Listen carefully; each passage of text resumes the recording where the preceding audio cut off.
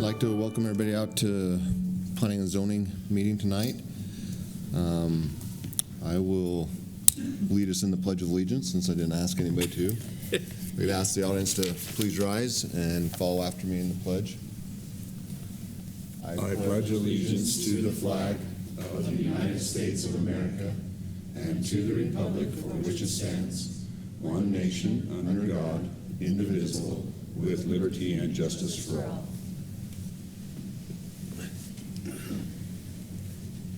Great. Before we get started into our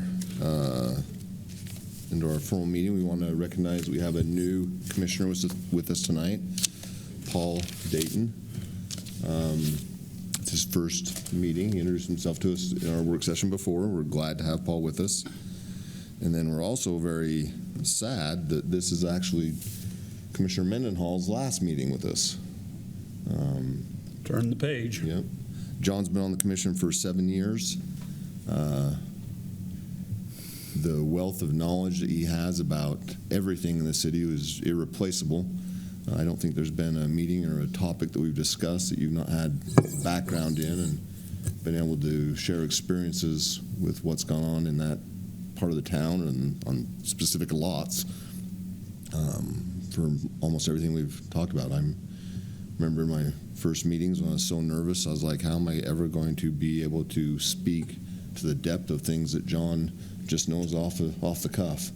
And it's been a pleasure having you on this commission. You've made it a better. You've been a great asset for the city. You made this commission better and helped out the staff and developers and your fellow commissioners for the last 7 years, and we really appreciate it. Thank you. Boy, can I say something too? If it's nice. It's got to be nice. Not sassy.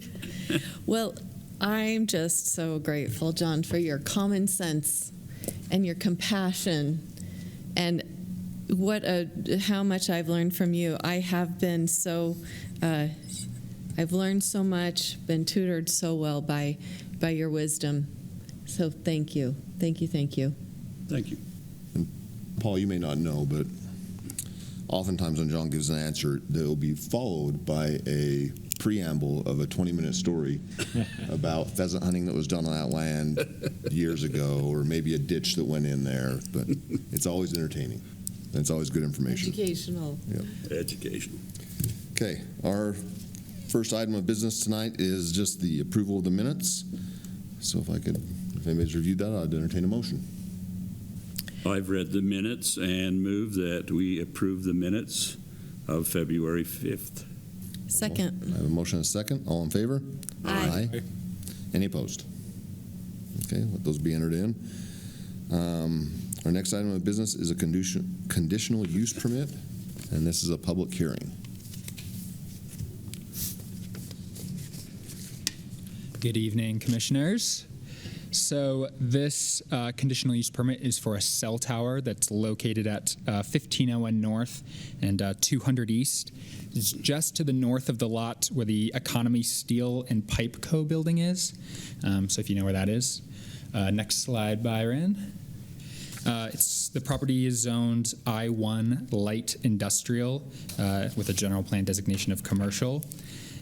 The applicant has requested that a conditional use permit be approved in order to modify the existing cell tower. So for some context, in the I-1 light industrial zone, a conditional use permit is required in order to modify cell towers that are over 60 feet in height. As you can see, just provided some text here. You can go to the next slide, Byron. Perfect. Like I mentioned, this monopole is already existing and is currently built to a maximum height of 77 feet, which is what triggers that conditional use permit requirement. The modification itself just involves the addition of 3 new dish wireless antennas, some cables, a cabinet at the base, and some other associated equipment. The new antennas will sit at a height of 59 feet, which is roughly 9 feet below the existing antennas that are at the top of the pole already. The cabinet will be located at the base near the existing shelter. If you go to the next slide, I appreciate that the applicant provided this simulation of what it will look like once the new antennas have been installed. You can see they sit below the already existing equipment, so the visual impact will be somewhat relatively minor. Some of the key issues to consider are just potential impacts in the site itself. And on February 19th, the DRC recommended approval of the proposed 200 East cell tower modification conditional use permit based on the finding and subject to the conditions in the staff report. Any Great. Questions? No, thank you. Commissioners, do you have any questions? Perfect. We may come back to you if we have any public comment. We'll see. This is a public hearing. If there's anybody here to speak on this issue, would welcome your comments. Seeing none, I'll close the public hearing. Commissioners, any other topics to discuss? Do I have a motion? I just appreciate that we have people that are always helping us to stay up to date on our connectivity and the latest updates with the least amount of impact. Great. Do I have a motion? If not, I'll make it. Propose that the 200 East cell tower modifications, the conditional use permit be approved based on the staff's findings and conditions. Second. I have a motion and a second. All in favor? Aye. Aye. Any opposed? Okay, so that's passed also. Our next item of business, we have 4 items of business coming up. They're all public hearings. The first one is the River Run Griffiths zone change. Brandon, are you going to be presenting that? Yeah, we have a little kind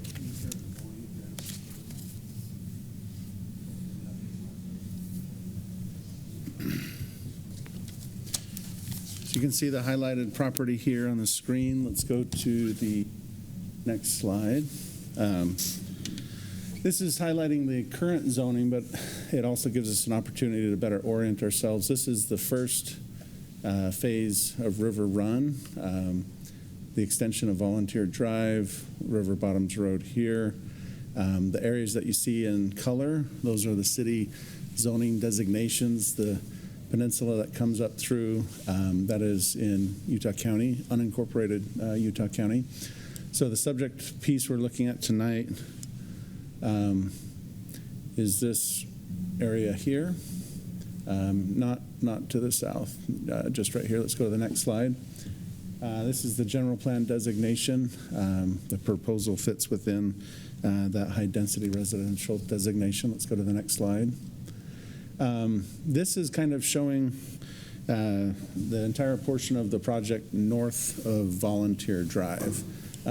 This portion of it has been previously approved by the Planning Commission and City Council. I hope everybody's had a chance to go down there. The developer's doing a great job and going at a very quick pace. What we're looking at tonight is amending to include this portion. Some of it is controlled by the developer, or excuse me, some of it has been controlled by the developer, but we asked them to hold off while they were having discussions with the Griffiths to purchase their property and add it to the project, in the sense that the project would come to River Bottoms over to Volunteer, and then the existing portion down to the south.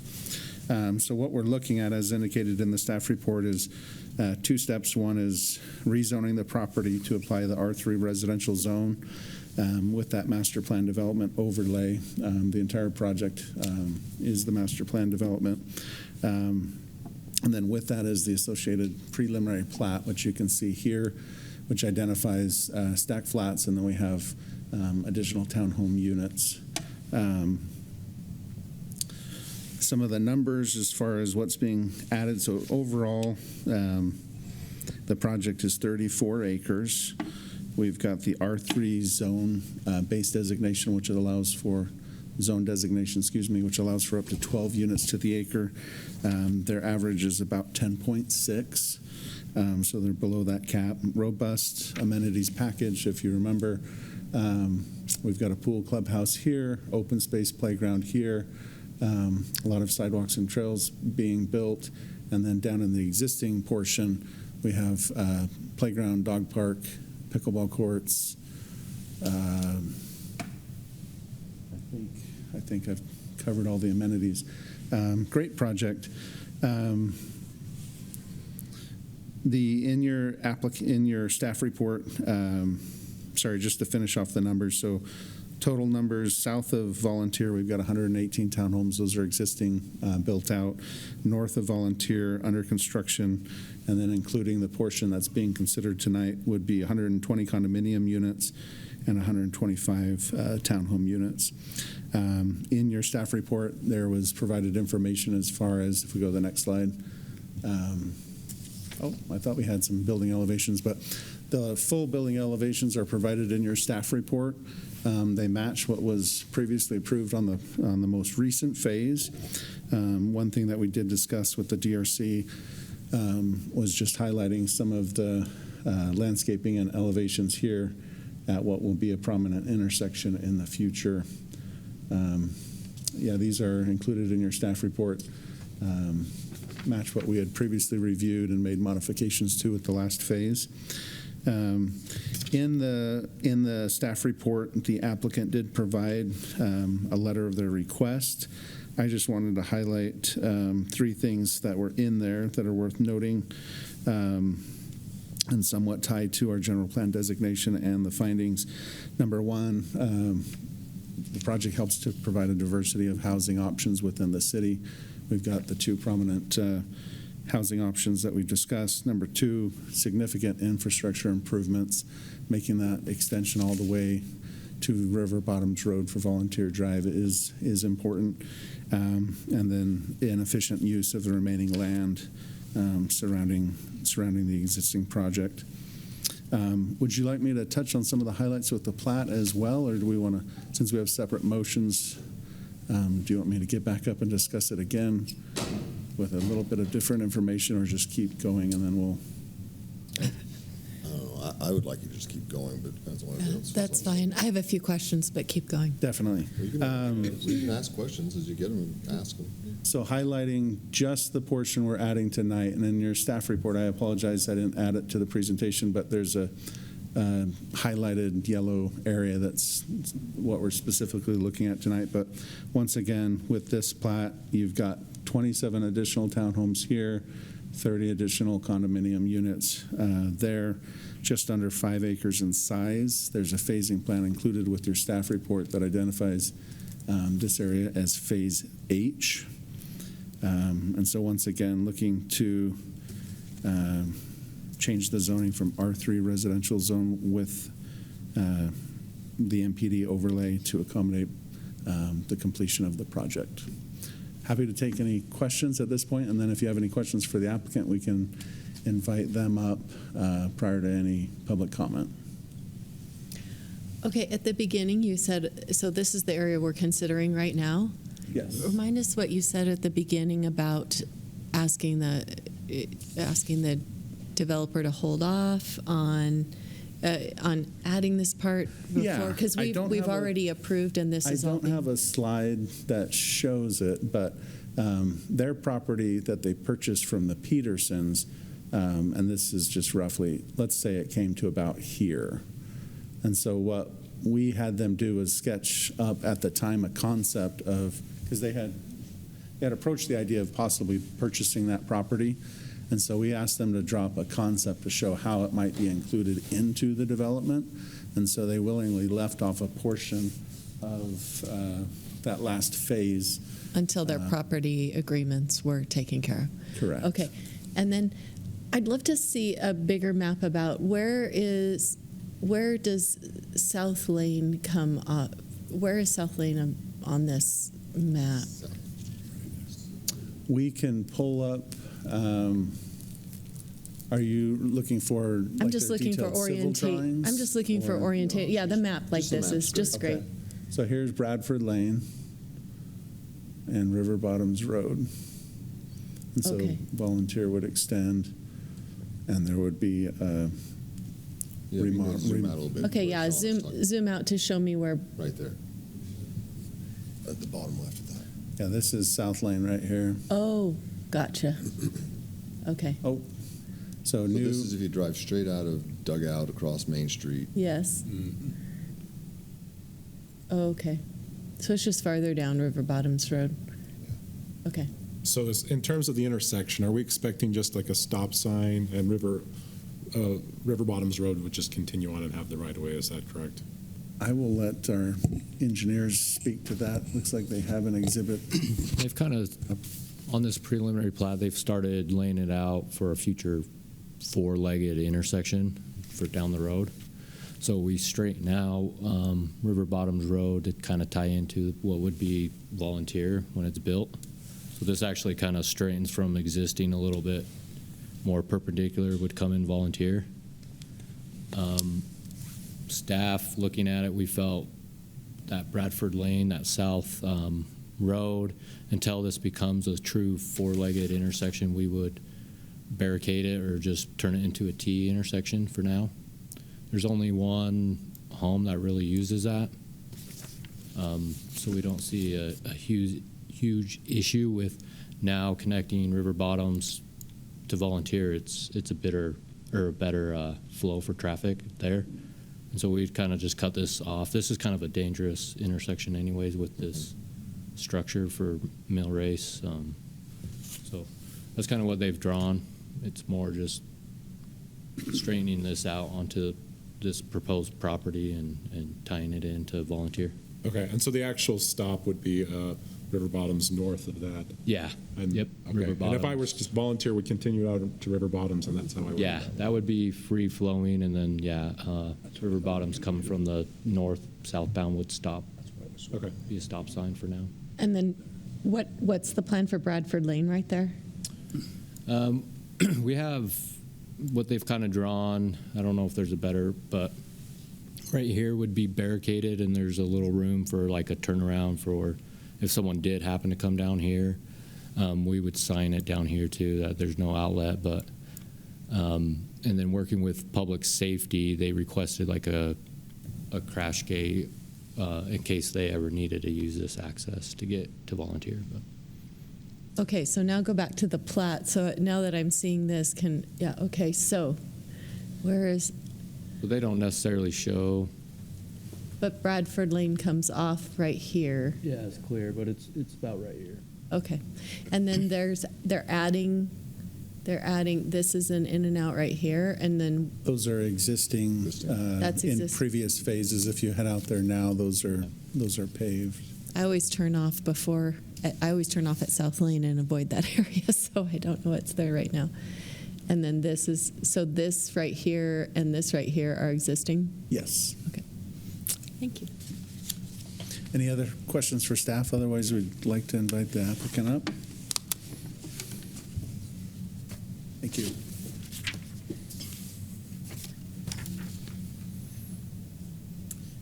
Hello. Please state your name and Yeah, Tyler Horan with the developer, home builder, same outfit. Yeah, I don't think I can do much better than Brandon. He said it all really well. I think the one thing probably worth noting is this was kind of a team effort, I think, between us and the city. It's been a long time coming. This area, just with the layout of the roads and the way that the parcels were all kind of mixed together, had the potential to end up looking kind of funky. If, we didn't integrate this into our project, it would be one of those things that you drive by and you kind of see a leftover lot that just didn't get developed, and it was just kind of, anyway, by kind of working together, we think it'll end up looking really nice. And the other thing I would just say, as far as the intersection goes, we have a civil engineer who's designed this whole project, but they don't really specialize in like road designs. So we hired another civil engineer who that's really what they specialize in. And they spent a lot of time, and so did Byron, going back and forth looking at that intersection, because I don't know if you guys have ever driven there, but I mean, it's a fairly dangerous intersection as it sits right now. And it's difficult with the way that the roads are. So there was a lot of time and effort spent moving that intersection around to put it right where it would be the safest for the future. So I think those are just a couple things worth noting. So, and then if you had any questions, I can try to answer them. So this phase will be an extension, or is proposed to be an extension of what is existing, same materials, same designs, Yeah. going through just like staff presented. Yeah, it should just like all blend together. Yeah. Does this complete the entire project, so to speak? Yeah. Yeah.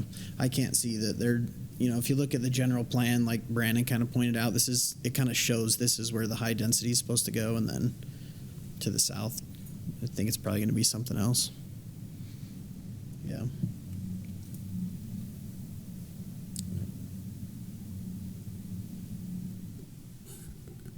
Very good. Any other questions? Thanks. Okay, thank you. I will enter our public hearing portion of this. If anybody's here to speak concerning this project, would welcome your comments. Oh. If you come up, if you'd state your name and all that, just so people on the TV can know who you are. Diane Garcia, and I own property to the east of that. So a couple of questions. I wrote down a whole bunch of stuff. This looked a little, what was discussed right now was a little different than what the drawings were showing and what some of the comments on these schematics were showing. So first off, my concern is they're going to block off my access to get to my fields.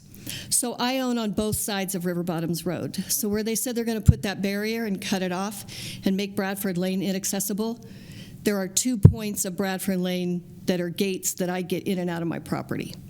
So I'm in the county, and I don't know how that is going to work because I don't think legally you can cut off access to my property. Also, the actual intersection that everybody's discussing is in the county, and the legal description is in my ownership. So the city will either need to eminent domain me or buy it from me or something for it to get deeded. Something that hasn't been discussed or even talked about to me. Yes, it is a dangerous intersection. So I have seen many people wreck and end up in the canal and drive fast, and this plan will get them to drive faster. So there will be somebody that's going to get fatally hurt on this. On one of the schematics, I saw a thing that they were going to remove the asphalt. I'm not quite sure what that plan is, if that's been changed, but they're going to remove the asphalt on parts of the road. Are they going to totally just, Bradford Lane is going to be abandoned and it's no longer Bradford Lane? Because I own half of Bradford Lane as well in my legal description. So can I reclaim that? Because I own it. On a good note, I have spoken with Tyler before, and he is aware of some of my other concerns. I have fireflies on my property. My property is a historical site that is on the National Registry of Historic Places with the National Park Service, and I want to keep it that way, and I want to keep fireflies in my fields so that people can come and enjoy that. I do that for free because I feel it's a great resource for our community, and people come from all over the state to see those. So I know that Tyler has made efforts to minimize the light pollution, because that's the big killer of fireflies is light pollution. So I know he's been aware of that, and so I thank him for that, and the schematics showing the trees and the landscaping and all of that. So I think that's a good thing, but I am concerned about the intersection and blocking off access to my property. Can you hold on just 1 minute? Can we pull up the map? And I'd like Diane to point out where her property is on both sides of the lane, if you could. Do I have to hold it in? Okay, so I own 10 acres here, and then I own 14 acres here. So if you block it off here, then I cannot get access here because the canal blocks my access. So this right here is all mine, and this right here is all mine. Very good. Thank you.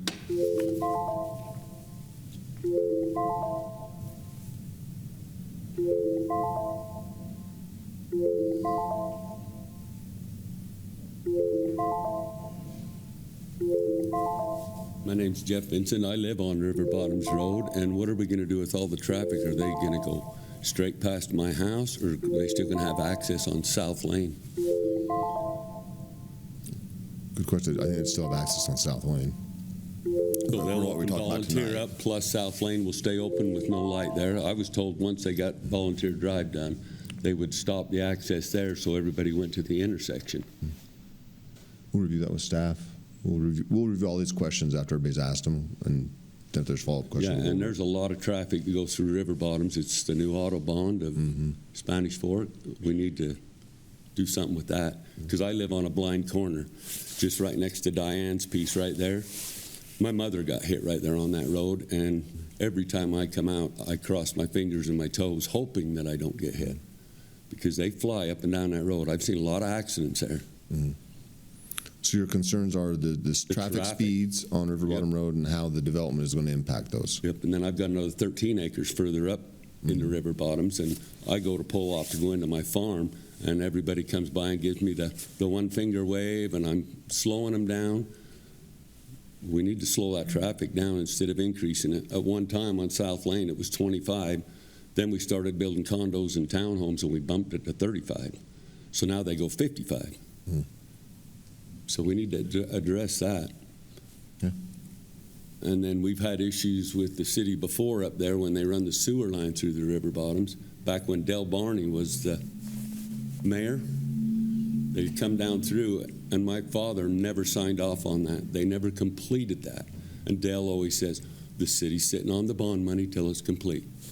So is the city still sitting on the bond money? Because he never signed off on it to be complete. Neither did Fred. So maybe we ought to fix some of those issues before we open up another can of worms. Thank you. Thank you.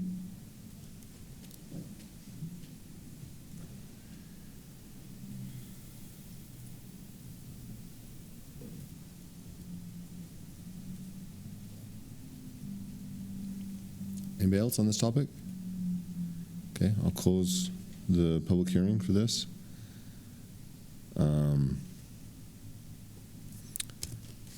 We'll address some of these questions to the staff. Brandon, are you going to fill these, or do you want Yeah. to throw them out there? Whoever Yeah, can. because we've looked pretty closely with Okay. them. Let's talk. engineering side. Can we just start with, in order with Diane's? She had Yeah. at least 3 questions that I wrote down up here. Me too. So I guess I misspoke. As when this intersection, what we're looking at is Volunteer would connect, and then we'd kind of re-tee River Bottoms right here to tee into that connection, straighten it out, more of a T intersection that's not offset as much bad. Short term, Bradford Lane until it's rebuilt and developed over here and can be realigned. It just leaves the offset intersection that's dangerous. So short term, we are looking at putting barriers with a gate that our maintenance and public safety can use. However, you'll still be able to access Bradford Lane. We're not doing anything on South Lane. We're not cutting that off. You can still drive there, access there. We're just short term making it so this intersection is not offset, and so you can't turn south on south. You keep, hold on. 3 days, 4 years, 5 So no more comments. We'll field the questions. If you have anything else, we'll open that back up.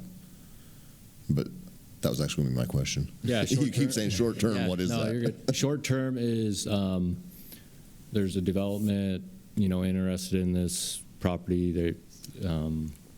Zoning's been approved for that, and it's when we can truly align it to a good 4-legged intersection that's aligned and safe. So short-term is pending future development. Future development, or we're looking at some other funds to try to maybe do it as a city. I can't promise anything because until that happens, but yeah, we're either development or if we can get some other funds or something to try to align that road is Okay. when we But look to. Diane's access would then become, instead of going from her property here into this property here, if she had to, and I assume she could probably walk, but if she needs to take a vehicle, she's got to come Yeah. all the way down and back around. Yeah, correct. Yes. There's not a way to just, I mean, if city has access through that, is there a way to give the property owner access in that, through that way? Yeah, that's something we could discuss with her and Public Seems like- Works like we do it with UP sometimes, like we'll have a lock and they'll have a lock. And so we both kind of have access through that gate. So, yeah. When that intersection is developed there, that is the intake into the pipeline for the mill race. Yeah, So that structure is going to have to be moved in order, or you're going to have to move the road further to the north. yeah, and that's why this one kind of comes further west a little as on their plans as they tee in. Maybe I can pull it up. But we would, Bradford's like here, we would want to sweep it to the west and align it, get further away from that structure. And not mess with that. Preferably no, yeah. It's, All right. we've designed this to not have to mess with that structure. And one question that I have there is that both people that spoke about this, I believe that both of those, you guys are still in the county, is that right? Right. Both of you guys. Is there any other property at this intersection that is still in the county? Is the old dairy, the Butler Dairy, is it in the county still? You can kind of see the line, the city line right here. We're actively. You can just turn the zoning layer on, it'll pop better.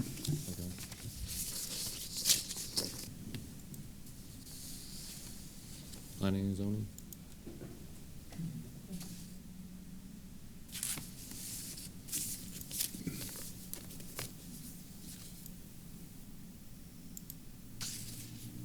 That kind of shows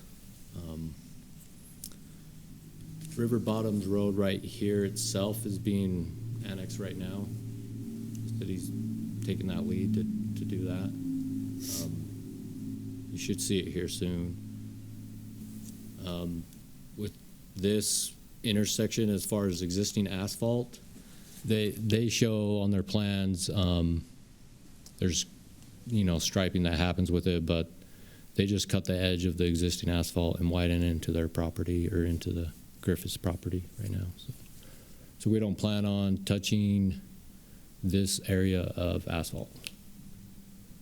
That's shown as Diane's parcel. Just for absolute clarification, there are no long-range plans to close Bradford Lane? No, in fact, Will connect into yeah, the we river bottom. want a safe four-legged intersection, connect it to Volunteer. That's the long-term plan.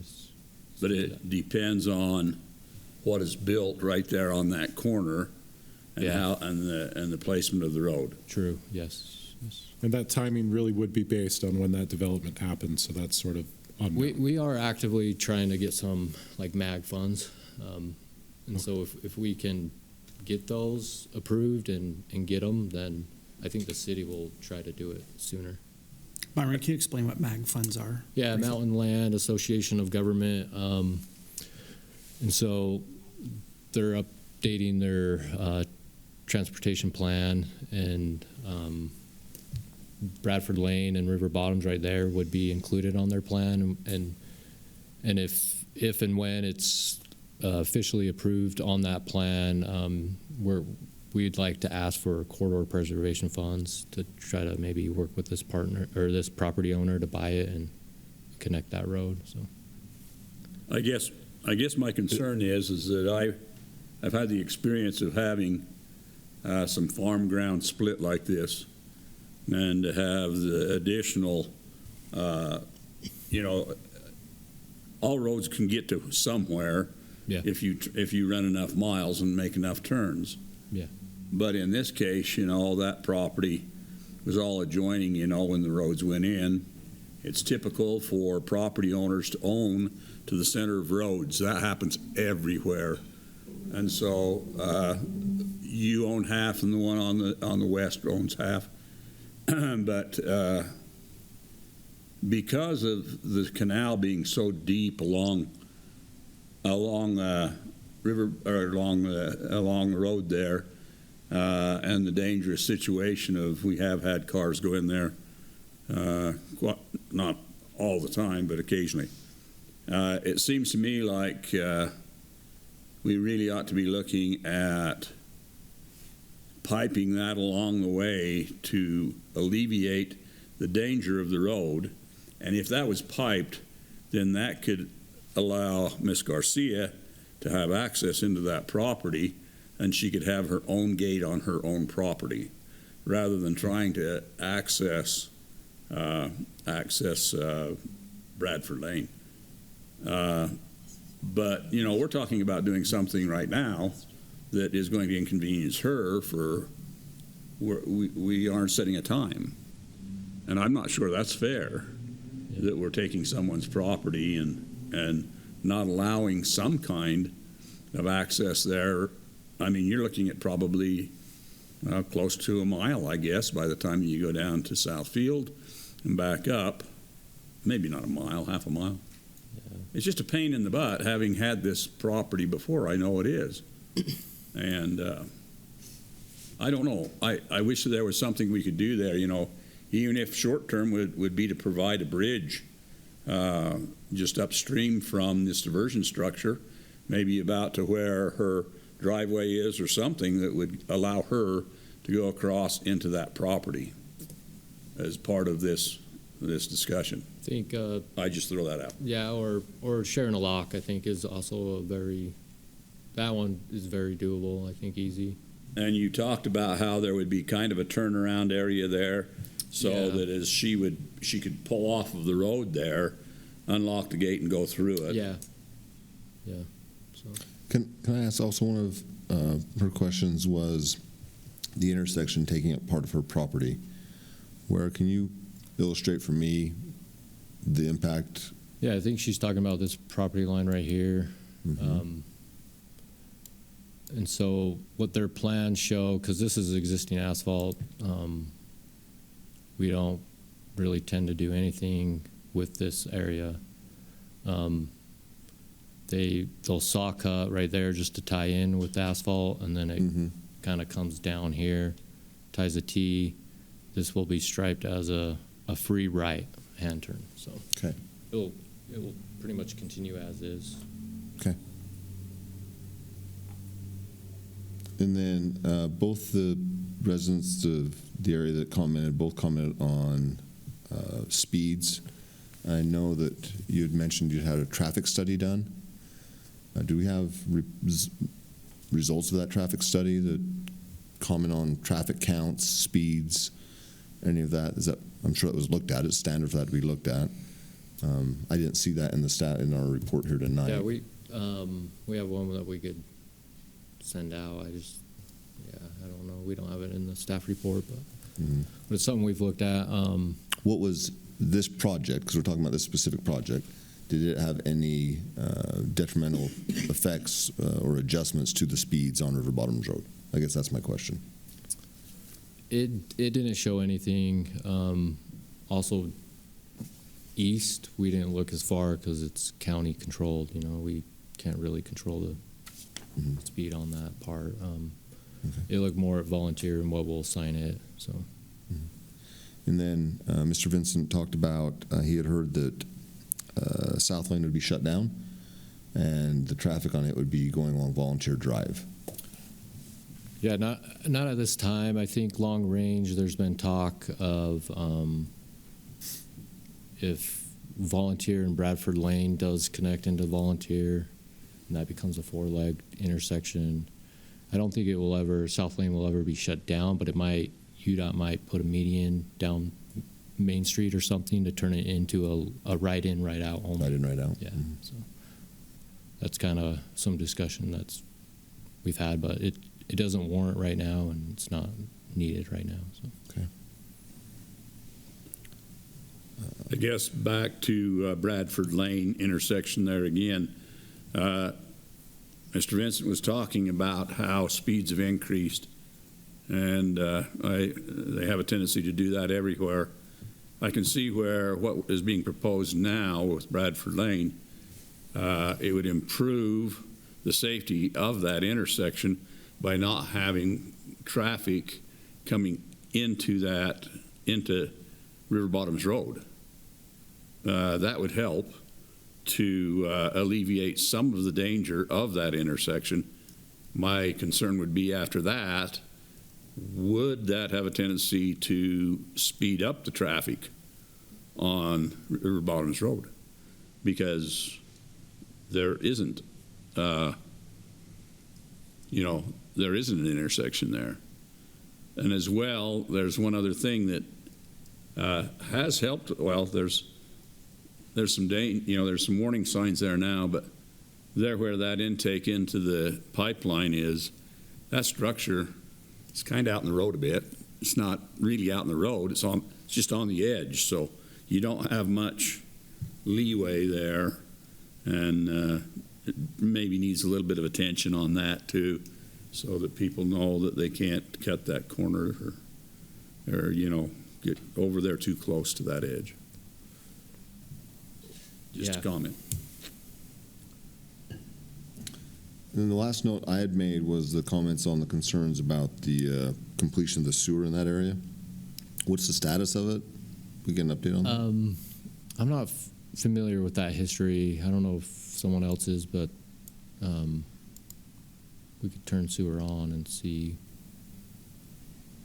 I'm not 100% sure what he's Sounds like talking it about. may be an issue that could be followed up in the office. Yeah, maybe I could give you my contact and you could reach out to me and we can look into it. Doesn't the sewer line there go to Main Street down Bradford Lane? South Lane. South Lane. Yeah. Goes right down the middle. River Run actually Connects into it. Not River Run, but Annie's Acres. Annie's Acres does, yes. That's where their sewer runs to. Okay.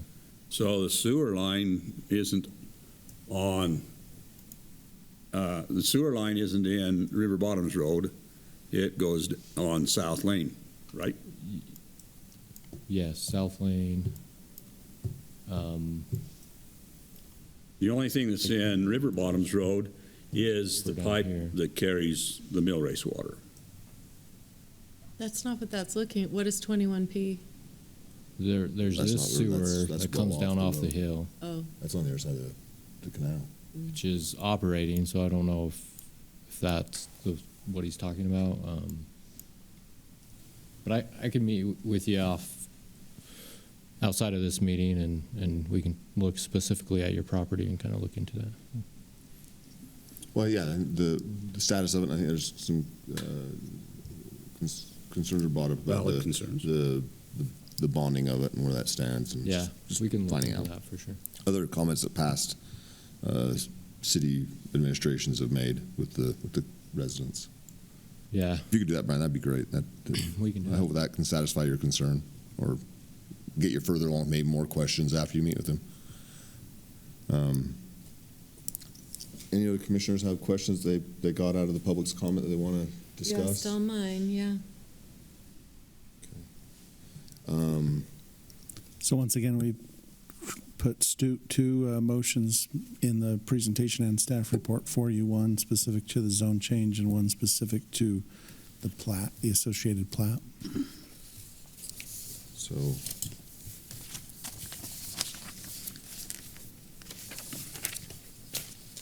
So the findings.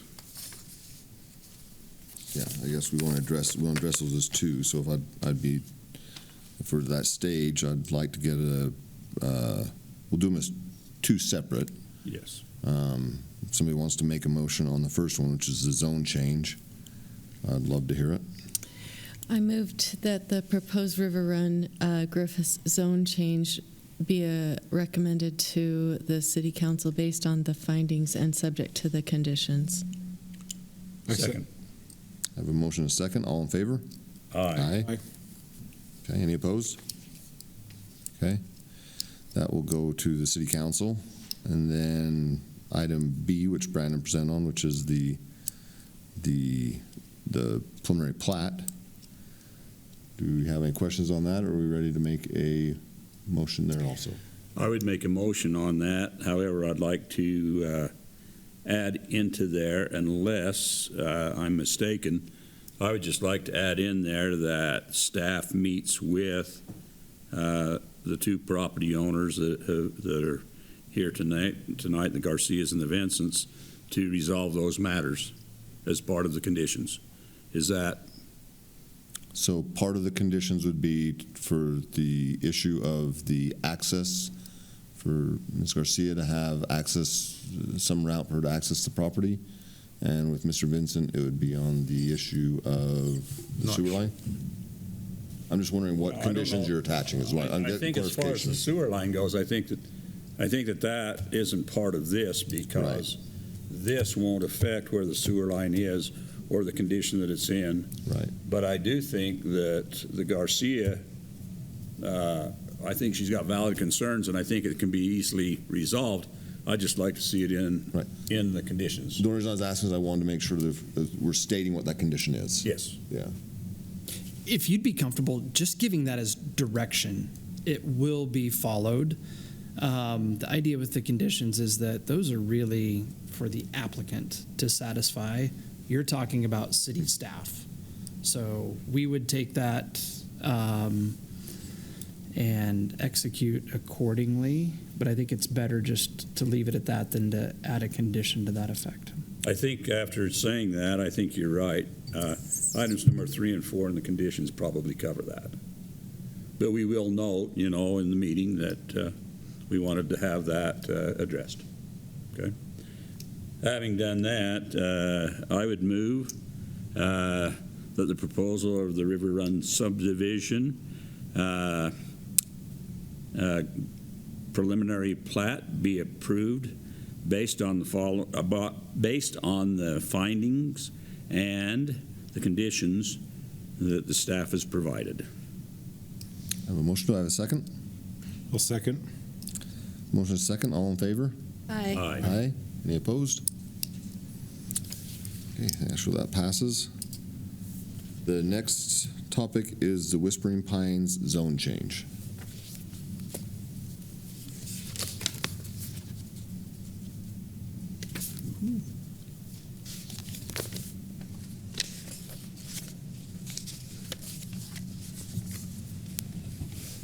I was half expecting the room to clear, but this is another exciting part of the city.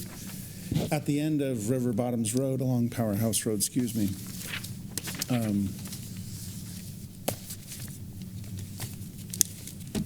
Sorry, this is a two-parter as well.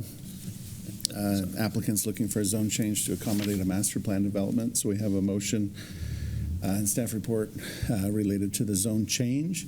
And then we have a staff report to the related preliminary plat, excuse me. This slide that we can see here will help orient us. It's best way to describe it is adjacent to Highway 6 and Powerhouse Road, next to the existing warehouse there on Finger Hut Drive. Let's go to the next slide, please. This is important to note, and I appreciate Ian putting the text at the top of the box. I believe that was Ian. So this project has been in the works in one shape or another for at least 2 years. I don't remember when we first got the very first concept. As I was doing some research for Commissioner Warnick this morning, there was some concepts that were from back in 2022.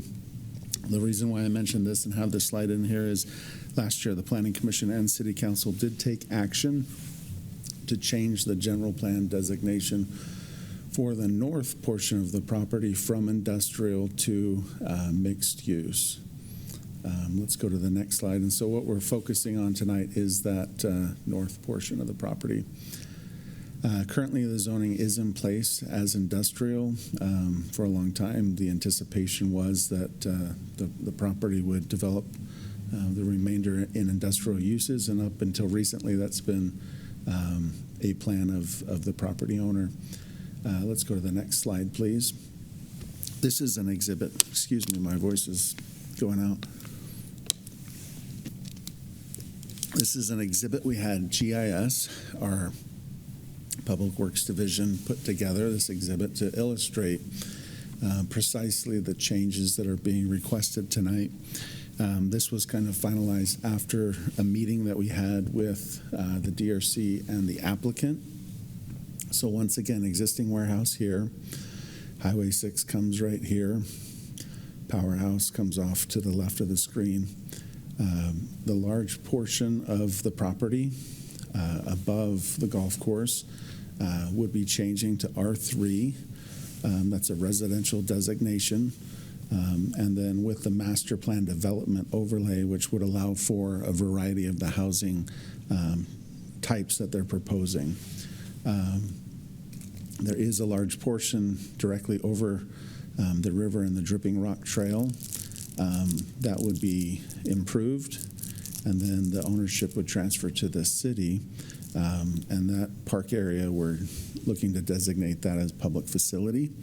There is a trailhead and parking lot proposed here that would also be included in that designation. For cleanup purposes, the remainder of the UDOT right-of-way, the public facility that's over the city's water tanks would also be expanded. And then as you can see at the top of the screen, we've got a commercial corner lot that would remain in existence. You can faintly see its size would shrink, but this is the new boundary of that commercial corner lot. Let's go to the next slide, please. And what would it be going to? It's shrinking in size. It's going from, what is it going? I can't see what that area is going to. Is it going to be going to the public facility? Yes, and so if we go to that next slide real fast, you can see it better. This is the commercial corner here. It's a future phase. Part of it would go to detention basin, open space, and a parking lot for a city trailhead. Is there a way to zoom in on that? If we pull it up in the staff report PDF, it can zoom. If you want clarity, though, we may need to pull it up.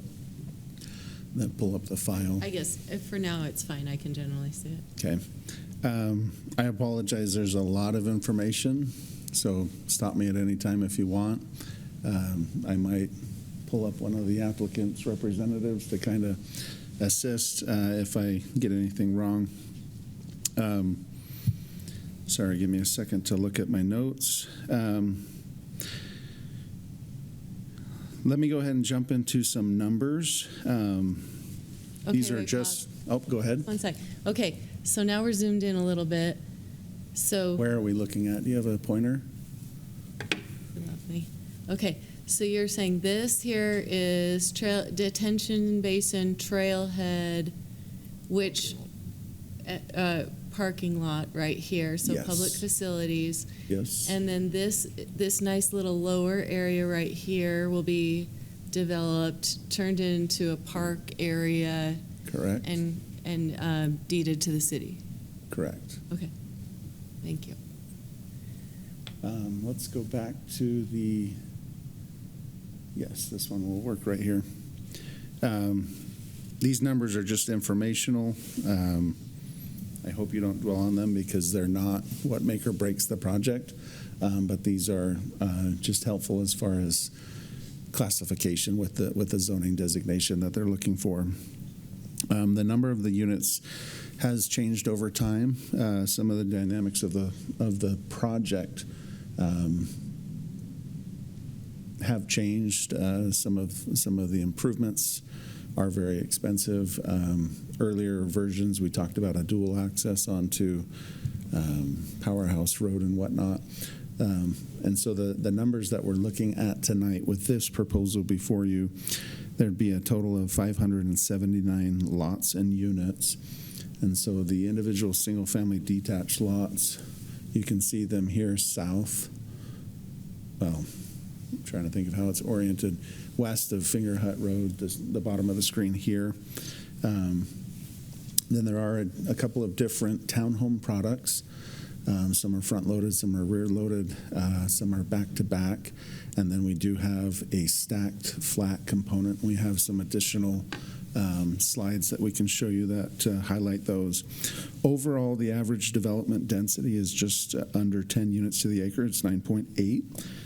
As stated, we've got approximately 240 condos, 175 rear front load townhomes, 140 back-to-back townhomes, and then the 24 residential lots, which I know the Planning Commission has consistently highlighted the importance of those as they overlook and are adjacent to the golf course and the Dripping Rock Trail.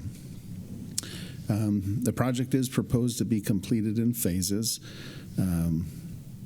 If we go to the next slide, I think this is the phasing plan. Now that I'm standing here, I can't read the phase numbers, but blue would be the first phase. This would be the second phase here, third phase, and on and on. Do you have the numbers for the first phase in terms of units? Yeah. So the first phase has 56 units, so 49 townhomes and 7 of the single-family detached lots.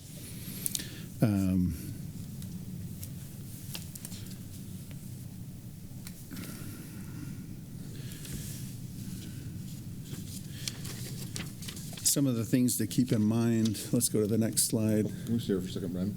Oh, go ahead. What happened to this? That wasn't on the previous slide. That was in the last time I remember seeing this. We had another connection. That is an issue that we intend to discuss it in depth. I'll wait for that. When you say what happened to it, it's still proposed. Obviously, there's timing and funding, and I know the applicant has some really recent updates that he'll provide in just a second. I just asked. I didn't see it in that first slide you showed us. Yeah, so we can just jump to that real quick, and then we'll go back. Let your storyline the way you want. No, I like. We have a lot of discussion about that, so Okay. go ahead.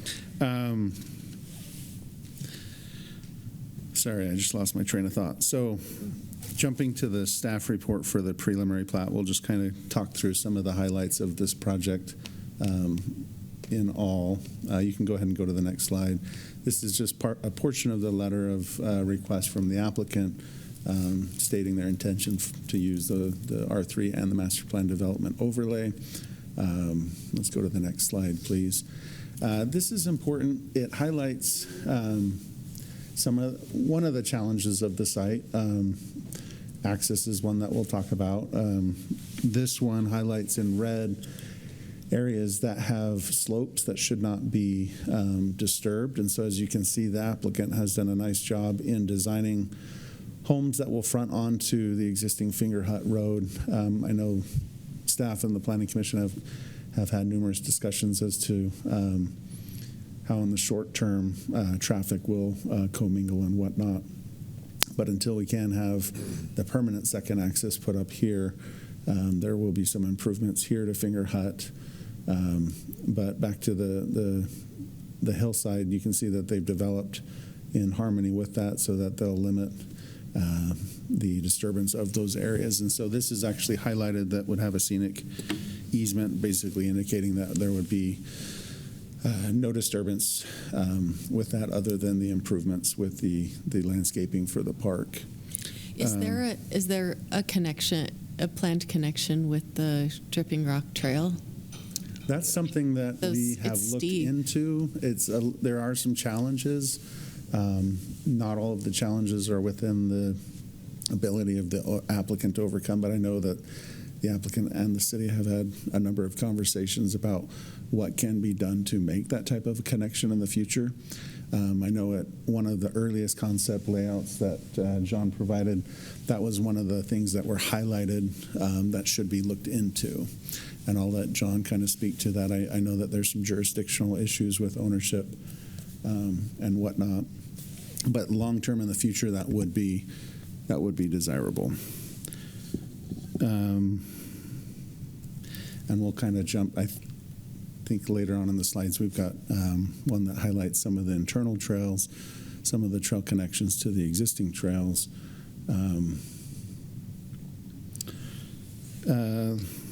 One thing that's unique with this development is it would be the first to use a section of code that was recently adopted by the City Council.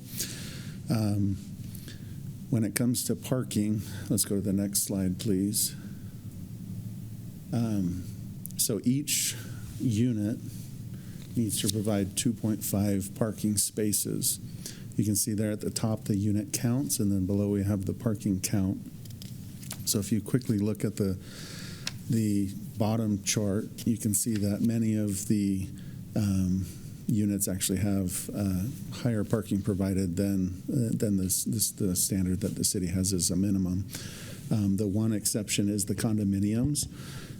600 stalls are required. You can see they're providing 480. The unique tool that they're asking ultimately the City Council to approve them to use is the inclusion of 20% of the parking to be provided in street. So if we go to the next slide, go back, sorry, back one more. It's hard to tell on here, but in the condominiums area, we've got areas that have been thoughtfully laid out and striped showing where those additional parallel parking stalls can be provided. And so the majority of the townhome units, you can see, for instance, this is the front load. They would have a two-car garage with a driveway to accommodate 2 additional stalls. So they'd, in essence, have 4. No concerns with the single-family detached meeting those. Back-to-back, this, maybe if we go to the PDF so we can zoom in a little bit so you can see.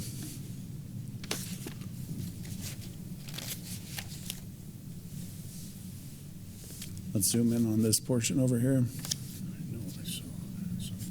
So these are the back-to-back townhomes here. You can see a shared alleyway. And they also would have a 2-car garage with a driveway for 2 vehicles. So really, the 20% parking that's being asked for the condominium units.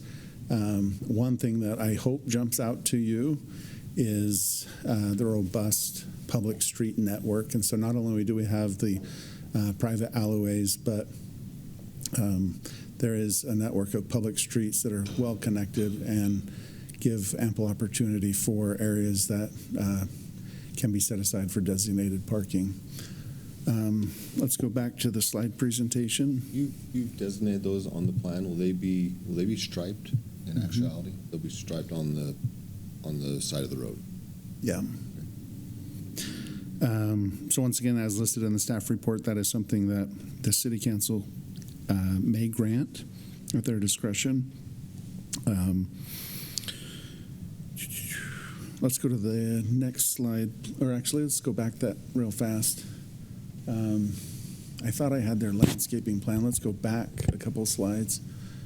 One more, yeah. One thing I wanted to highlight is you can see that they've included landscaping around the property, or excuse me, the project and within. One key important area that they worked on with staff was providing an appropriate buffer there to the south to the existing warehouse.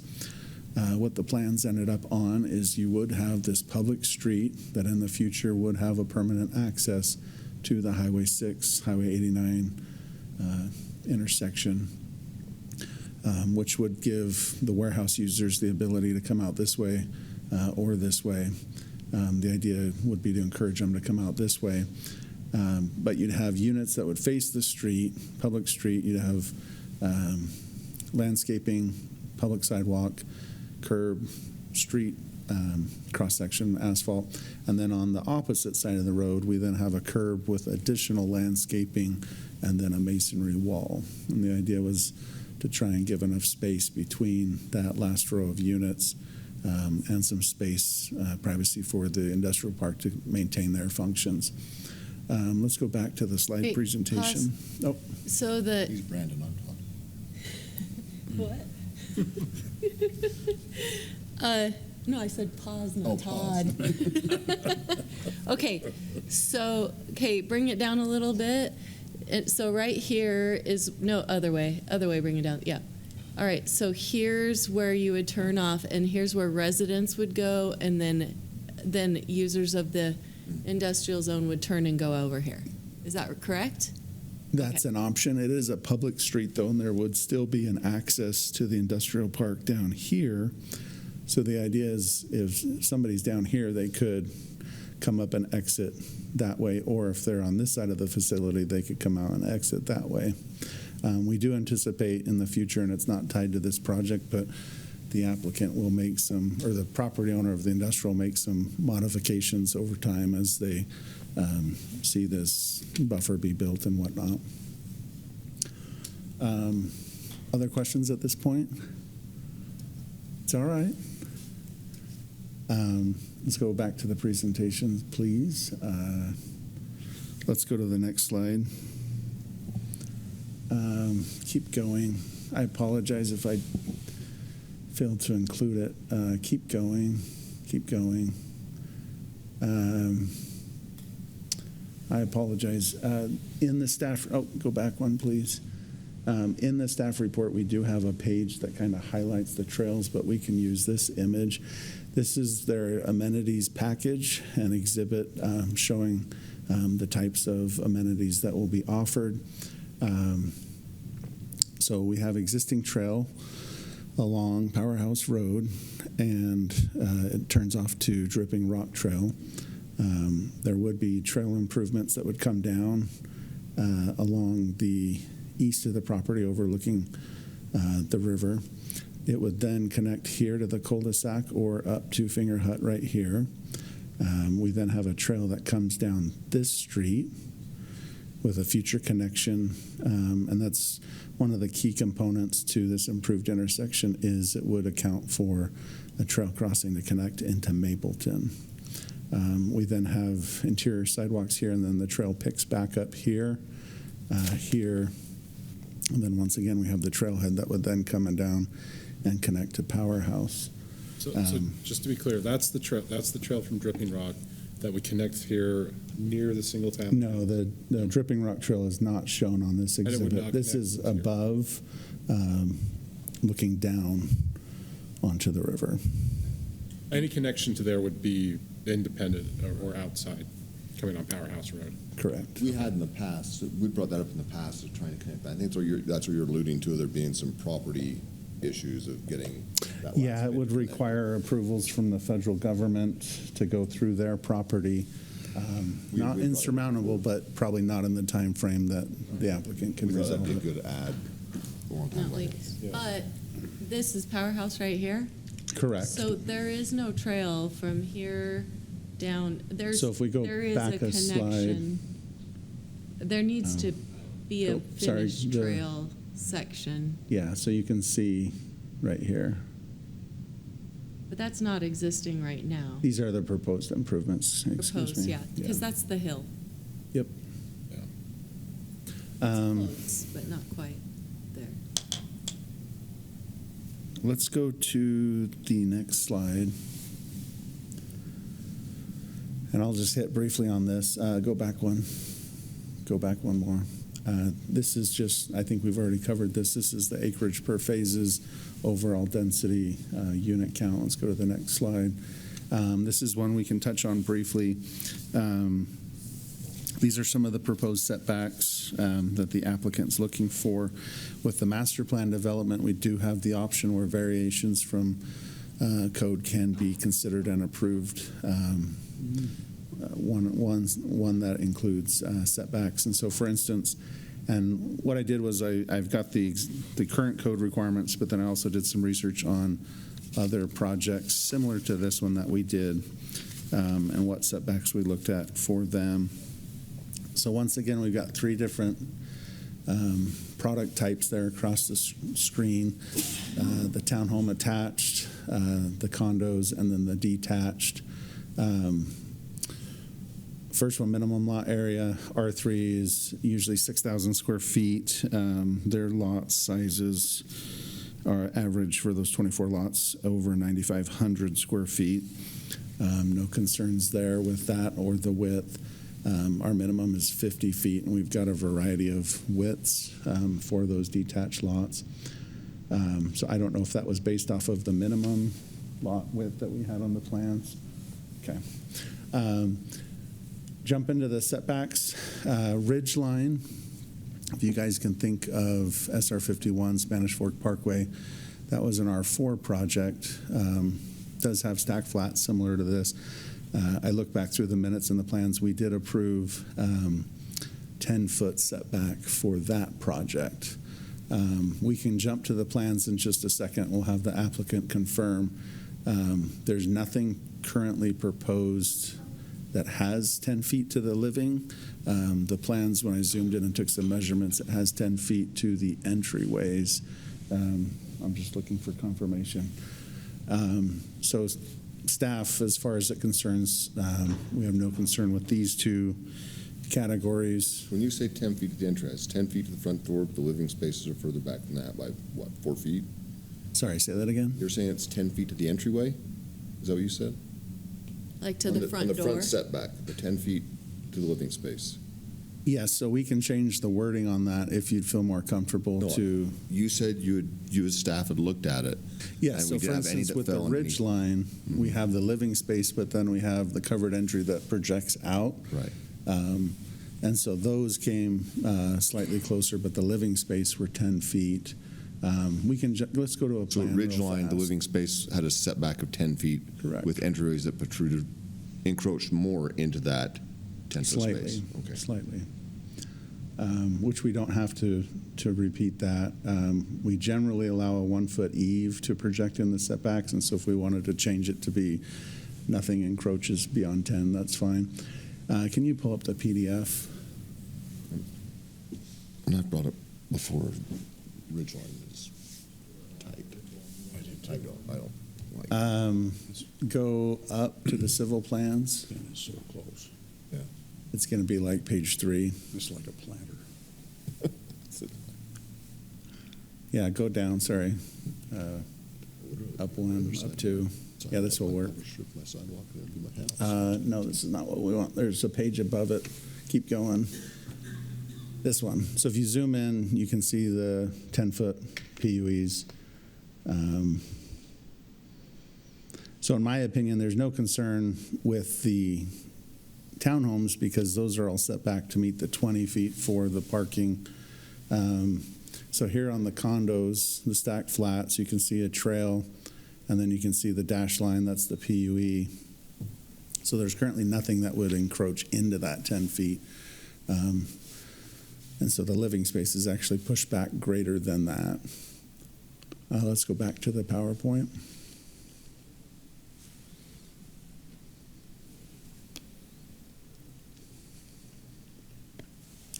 Go back a slide. Back another. This one. So now we're to the single-family detached, minimum front setback 20 feet. That's a common setback modification that we've approved on projects in the past. As long as we get that 20 feet, that tends to be adequate for most vehicles to park in the driveway. Setbacks, back to the townhomes and the condos, 10 foot on the corners, 10 foot between the buildings, 10 feet to the side. No concern with that. Staff wasn't clear where the 10-foot rear setback comes into play. We'll let the applicant speak to that. The only change that we'd like to consider is for the single-family detached, the code standard is 5 feet on one side, 10 on the other. Currently, it's proposed 5 and 5. And then this one here, the minimum rear setback, where these lots are near the slope and sensitive lands area, probably having a standard rear setback would be appropriate to help keep those houses away from some of those slope areas. Say that again for the single-family detached minimum side yard setback? Minimum rear yard setback.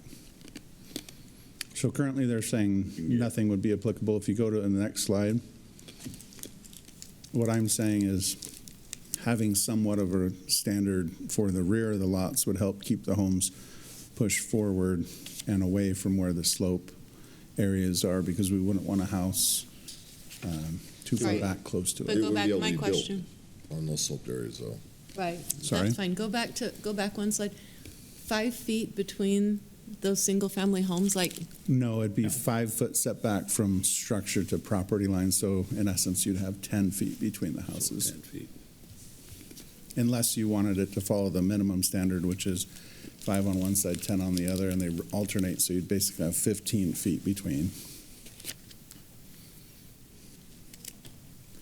I think Director Anderson has some comments. Let's go to the next. Do you want me to keep going, or do you have? No, maybe just, Go ahead, Dave. I'm sorry. Director Anderson, sorry. Okay. Maybe good to talk about, the big scheme of things, not probably the biggest issue, but it was kind of a late catch on our part. I'd like to talk about what you mean with the NA on the rear setback. I think we might misunderstand what that is intended to be. And then on the front setback, the 10 feet to living space, in my opinion, that can work great, and in a lot of cases does. Where and this is maybe just a Dave Anderson thing, do get somewhat uncomfortable is when there's a front porch, so that's part of what we talk about as not being living space that can extend into the front setback and then stairs off of the porch, so that the landing, by building code, the required landing at the bottom of the stairs is in the right of way versus having that within that front setback. I don't know how tight we are there, but we might want to work to massage that just a little bit. I don't think that's a tough issue to address regardless, but just something. So, Thank you. thank you. And we did reflect it in the conditions, and so if it's not something that we can resolve tonight, we can take some time with the applicant to address it. Next slide, please. Just so. Sorry. I had 2 comments. Where Shauna was leading to was the side setbacks. I think that needs to be on our standard. I think she feels the same way, as why she's bringing that up. And then I'd like to see, could you go to the scenic easement? The one with the red, Yeah, the one with the red. I think it's back like 3, this one. So I'm assuming that the reason for the not applicable on the back is for lots like this one here, or some of these others where you can't fit much of a house if you can't get back into that, if you have a setback too big in the back. So I don't know what you could really do on that lot. Well, what I was merely suggesting is our standard's usually 25. Commonly, we see that reduced to 20. We do reduce it to 20 on corner lots. So if you're comfortable with 15, that's something we can discuss with the applicant. I just like the idea of having some I do too. uniform rear I just- setback to encourage it to be away from those slope areas. I do too. I just want to, I can see how there's several lots there that it might show as a bigger lot, but you've got some constraints that are going to limit where you can put that house. Definitely. So, And so we'll invite the applicant up in a second, and that's one of the things we can have them touch on. Let's go to the next slide, please. And the next one. Any questions on this one? We've got a central clubhouse, pool, playground area, additional playgrounds spread throughout the project. We've discussed some of the network of the trails and the sidewalk system, trailhead facilities, parking lot, restroom up here. This will be a nice amenity that I think the residents will enjoy, the completion of this open space here. And then definitely have the latest craze, the pickleball courts. Let's go to the next slide, please. This kind of dives into the housing the housing types and the product elevations. You can see the colors are associated with a certain type. Purple is the what I'm seeing as purple is the condo stack flats. Pink is the detached single-family lots. And then you can see we have a front-load townhome, which is these blue. The rear-load townhomes is this darker violet or whatever color that would be.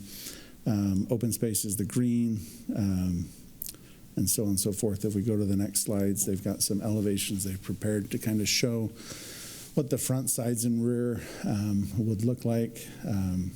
These don't have the materials labeled. I apologize, but that's something we can dive into if you'd like. This is the Ammon condo, so I appreciate that they have the, once again, the slide, the map on the page showing where that would be used. Tuck under garage on the first floor with the driveways. Let's go to the next slide. Blairtown home, and where they're going to be located in the project. This is something that we'll probably finalize with the final plat, is how these interior backyard spaces are finished. It's a little gray on the landscaping plans. I think our public safety wants to make sure that there's some sort of access and whatnot, and so those would be finalized with the final plat, but this is a good rendering of how people might have some privacy with their shared unit. Let's go to the next product type. This is the Brighton Townhome. You can see it'd be used predominantly along Highway 6, front-loaded product. Let's go to the next slide. Caroline Townhome. These are just south of the main amenities central location. Can you go back one slide? Sorry, Brandon. Okay, so which side's going to show on Highway 6 and which side's going to show in the neighborhood? So this would show in the neighborhood.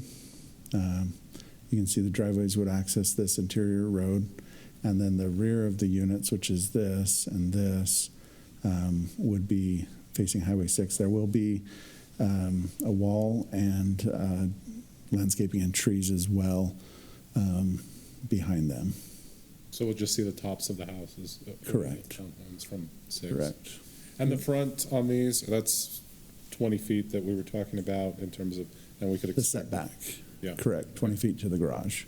But 2 cars could conceivably fit in there. Yes, that's the idea. Small cars.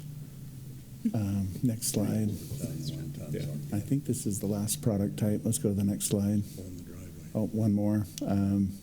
Sorry, go back. So these are the back-to-back townhome product. If you look at the map, you can kind of see how on the opposite sides the driveways enter, and then they share the common wall on the rear as well as the sides.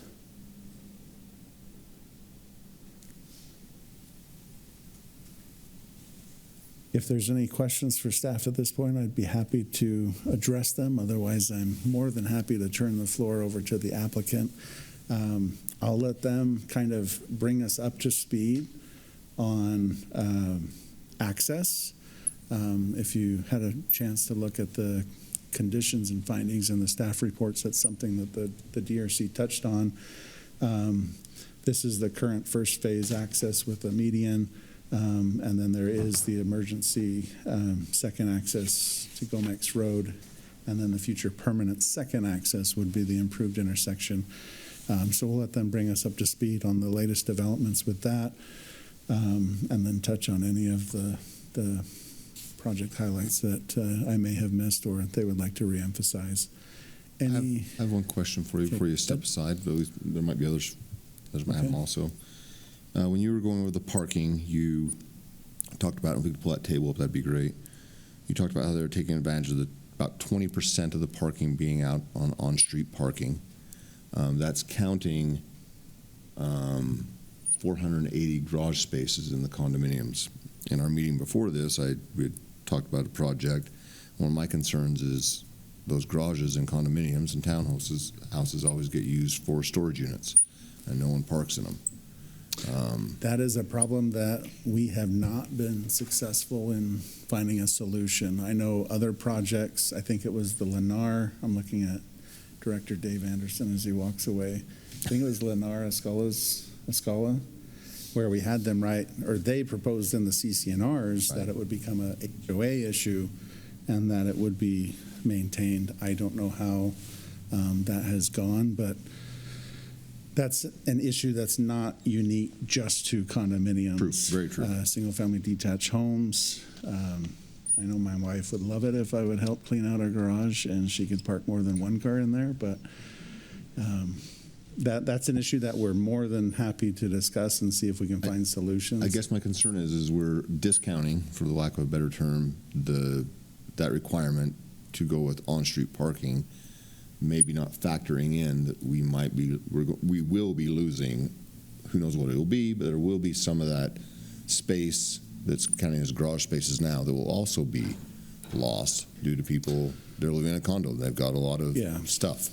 The wonderful thing is we do have a storage unit complex conveniently located just across Highway 6. Mm-hmm. Maybe if they come up with some sort sure of they'll- agreement. One you where- have to pay for, the other you don't. Yeah. And just to clarify, so for instance, if you look at the townhomes, front and rear load, they exceed the required. So we're looking specifically just at the condominiums. They meet the minimum as far as percentage of the garages, and then they do provide a large portion of the parking in the driveway, but then they are requesting to utilize the up to 20% rule for the on-off street spaces that are highlighted there. Yeah, according to your graph, it's almost a direct offset between what they're asking for here and what they're over there. So Yeah, and if you look above, sure that's they are correlated. providing additional highlighted areas for parallel parking than the minimum that they need. Right. And I'm not speaking on behalf of engineering, but I think we were comfortable with that because of the road network and the number of public streets that are being provided. Okay. Other And then questions? at some point, you were going to get to, I thought there was going to be more of an answer on the access. Is that going to be the applicant that's going to address that? Yeah, they were going to give us an up-to-date, hot off the press legislative update. I have one more other question about the on-street parking. Go ahead. Okay, I need to look at the map because we did talk Which about. map? Do you want us to pull it up? Oh, I don't know. I want to look at where the single-family homes can park in front of their house. We talked about possibly along the road having a cutout where people can pull off so that there's a greater. That was an earlier concept version where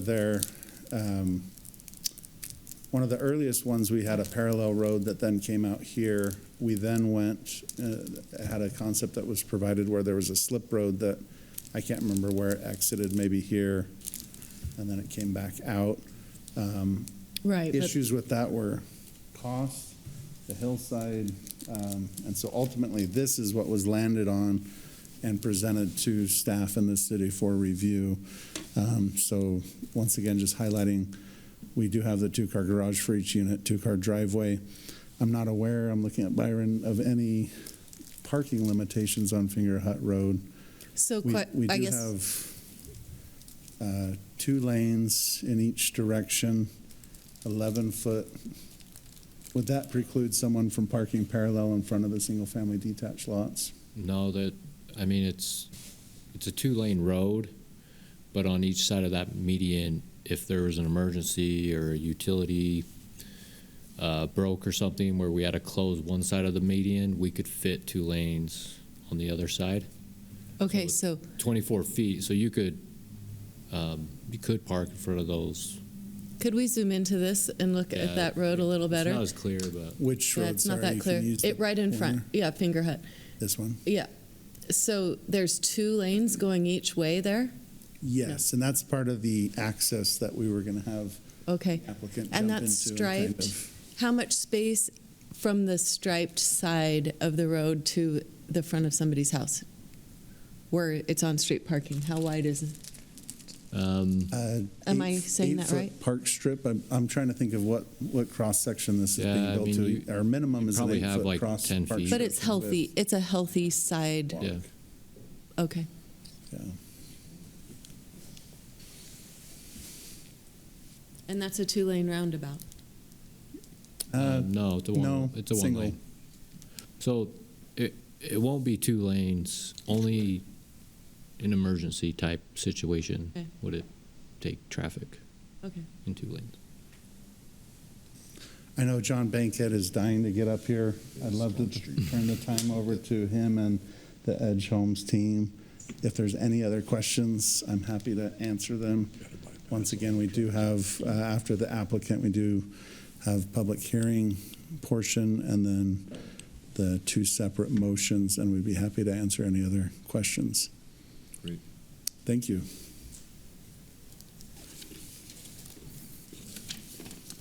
If you want. I mean, I really appreciate the work that Brandon's put into this tonight. I think it was reflected in the description that you just got of the project in its current state. That was complete.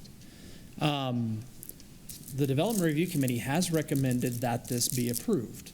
And with that, I feel like an explanation is warranted.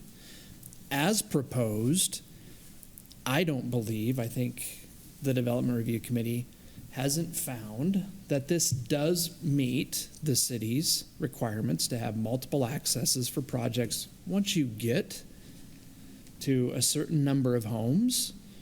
And yet, we have recommended that it be approved for a handful of different reasons. And if you can maybe pan out just a little bit. The perspective that we've taken is that the applicant has designed the project for a site which is incredibly unique. Altogether, I don't know how many acres, what today I'd call the Western Distribution Center property is, right? It's like, 130 acres, and they have this much frontage right now on a public street that today they can access with a road that's open full-time. So inherently, there is a really constricted prospect of having the city's requirements met. So with that being the case, as has been discussed, Finger Hut Road in part has been designed so as to, at least in concept, be able to continue to operate and to be passable in the event that there was an accident or something to that effect on one side of it. You still would have space on the other side of a raised median for two-way traffic. And for us as staff, that's a pretty big deal. Now, that's a stretch. That's a stretch beyond what we would say satisfies our requirement for two accesses, but I would say that's definitely a mitigating aspect of the proposal. Another important part of what we've discussed is an existing road that I would say kind of parallels Highway 6. The road that I'm talking about, and maybe even if you can go to an aerial photograph, Byron, I'll give him a second. Gomex Road, if you've ever been down to where the windmills are or to where the city has some wells and different things like that, a little bit further, I would say up the canyon from the site we're talking about, you have used Gomex Road to get there. Can you zoom in maybe just a little bit? So that road runs like this. With the development of the project, early on in the phasing scheme, there would be a connection provided to that road. Now, that road currently does not access Highway 6 in a manner that's safe, really. But for service vehicles and that type of thing, again, that get down to some of the uses that are at the end of that road, we don't want to encourage people to use that. But if there ever was an event where, for example, the project that we're talking about needed to be evacuated, that probably would involve some short-term, like traffic control and that type of thing on Highway 6, that could be accomplished with what we expect the applicants to do by way of having, maybe a crash gate or something like that out onto Gomex Road. So I'm talking about, kind of like the catastrophic situation, we would be able to provide a second means for people to get in and out of the project or maybe just out of the project? Should there need to be a supplementary access to Finger Hut Road, or should that be completely cut off? Again, not ideal. We don't say that satisfies the requirement, but we certainly think it goes a ways towards addressing the real need. Now, But I don't see that addressed in this at all. I don't see that concept brought up in here. I don't see it in the conditions or anything. And Gomex Road is a private road. It is not a Right. public road. Gomex Road, we believe, is a public road. And I don't know how you do that when Gomex, it's Well- owned and maintained by the people who own the pit there. And I don't know, be more than happy to look into that. I haven't gone into it in detail, but I am familiar with that road, and I am familiar with it being very clear to whoever uses that road that it's still a private road. Okay. So that's something that if there's an agreement, I don't know about it, and if there isn't an agreement, before that can be included in anything, you better make sure that that is an agreeable thing, because it only accesses three things, and that Gomex Road, that's the reason it's called Gomex. It's the Gomex pit. So, Well, I have not often found you to be wrong. So But I could I'm be. going to go slowly here, but it's our understanding that that is a public road and that it could be accessed. And to your point, Commissioner, I was going to go over one other thing before I talk about a real hinge pin for how this is being presented tonight and how it would be presented to the City Council. The approval of the project, the way that it's presented, hinges on the council ultimately using a tool which is really unique. It is approval by development agreement, which is something that is allowed for in Utah code. This would be the third time that we've used that as a tool in Spanish Fork to approve a project. And the things that I'm describing as the mitigating factors are spelled out in that agreement document. And that's how effectively the applicant's feet get held to the fire and we proceed with the approval as is, again, in a manner that doesn't meet our requirements. And yet there's the biggest piece, honestly, is we've talked about this, the idea of there being a second access to the project that does satisfy our requirements. And I couldn't have said this a week ago, can today. We are confident that through efforts of the applicant and city staff, a whole lot of other people, our legislative representatives, funding will be obtained by the end of this legislative session to provide for a bridge and road, happened to also be a trail connection to US Highway 6 at US 89, or where there would maybe be a little bit of redesign of the 89 and US 6 intersection there at Moark Junction. So the legislature providing funding for that in the next 3 days doesn't get it built, right? So still, there's a railroad involved, UDOT, just the nature of designing, putting work out to bid. Things take time. The best guess that I got from our team is that it's going to be 30 months before that could be built. Before it gets through the railroad? The best case scenario, I should have said, maybe rather than best guess. But yet, we view that as an enhancement that doesn't just allow this property to be developed, but something that is very good for the city. So that absolutely has been a motivating factor for us as staff, as we've worked with the applicant to get to this point. I genuinely appreciate their efforts for me, it's a little bit mind-blowing that a rabbit kind of gets pulled out of the hat for the kind of funding that we're talking about here. We're talking about more than $10 million. And yet it's a project that I think absolutely is justifiable and warranted. It's nice to have that funding flowing to Spanish Fork. But that being an improvement that we can count on is somewhat contingent upon the city approving the project in the relatively near future.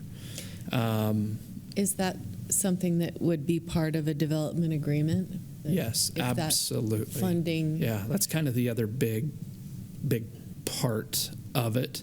And frankly, I think there are some details to that effect that still need to be worked out. So we've talked with the applicant about maybe putting a limit on the number of homes that can be built in the project until some threshold or some trigger event happens with the US 6 connection.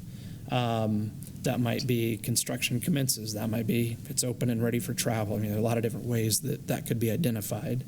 We are operating with the idea that there are not going to be residents living there for at least a year. So you could, we could all put our best guesses out there as to how long it will take to get that connection passable. In any event, I think there would be years worth of a gap between when the first residents move in here, relying on Finger Hut Road as the way to get to and from their homes, with that traffic being shared, or with traffic on that road being both industrial and residential. I mean, there's a reality there, but we've gotten comfortable as staff with that arrangement. Temporary is a word I don't like to use, but there does seem to be light at the end of the tunnel by way of that other connection being made, at which time, at least, the industrial traffic on Finger Hut Road, as I understand it, that ceases. That then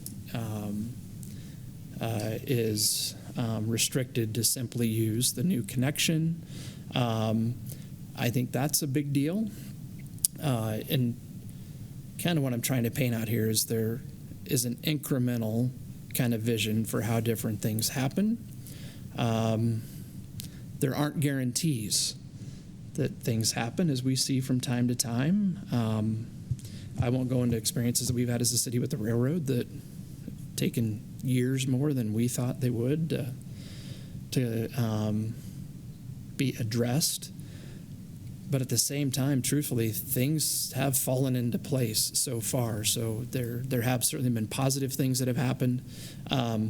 I share that by way of that's kind of another big part of what's been discussed is the DRC, and a big part of what got us to recommending that it be approved. Right, but we don't know what that development agreement is. I've not heard anything besides what you've just spoken of just now about it. I'm interested to know what improvements, if any, would happen to Gomex itself, and how that road's accessed, and how far along and in phases the applicant would be able to build, how many units are going to be back there. I'm very concerned with there being one access. Where I've been working for the last 2 years, have witnessed what can happen and how many people can die when things get out of control and they don't have adequate evacuation routes. Don't want that to happen in an area that I live. So that is very important to me. So I'd like to hear more about that. Like you had mentioned that at some phase there'd be an access, that would be the secondary access, and it'd be for some time. But I mean, that road itself is also not really a road built for that. Where you get on and off the highway is not well suited for it. So is there going to be more improvements? What all is entailed in that? To some extent, I would say those are great questions. What I do know is we haven't discussed to date that Gomex Road and an access to Gomex Road would be for everyday use. It simply would be improved to a state to where it could serve in the event of an emergency. And if I am understanding that differently than anybody else. I need to be corrected. And with that, perhaps you can help provide a little bit more detail as to what level of improvement and when that should be expected. Sorry, that's not a great answer, but that's what I do know. So, Other questions for staff until we hear from the applicant? I'm interested to hear from Mr. Bankhead. Yep. Hello again and again and again. I know. I do want to start by saying thank you for your patience. It's been 2 years since we heard about John Mendenhall camping on or chasing foxes or something on that road above the river, and we've had 1,000 iterations since. So thank you for your time and input, and we've started a long-term therapy fund for the staff, and particularly Dave Anderson. So when the dust settles, they can go get therapy from the last 2 years, and hopefully I will call them less. I'll be happy to answer any questions, but we are really excited, particularly this week when I got a call from the folks we've been working with on the Hill. This has been no small effort, and I know that lots of the staff were very skeptical that we would be able to pull off, one, getting the railroad and UDOT to approve anything like this, which we have gotten their blessing. It's preliminary because we have to pull a permit, but we've met with them. They've seen designs. We've spent hundreds of thousands of dollars with the city's consultants, meeting with the railroad, multiple meetings with UDOT. So the concept is not just a pie-in-the-sky concept. It's been seen on the Hill. It's been funded.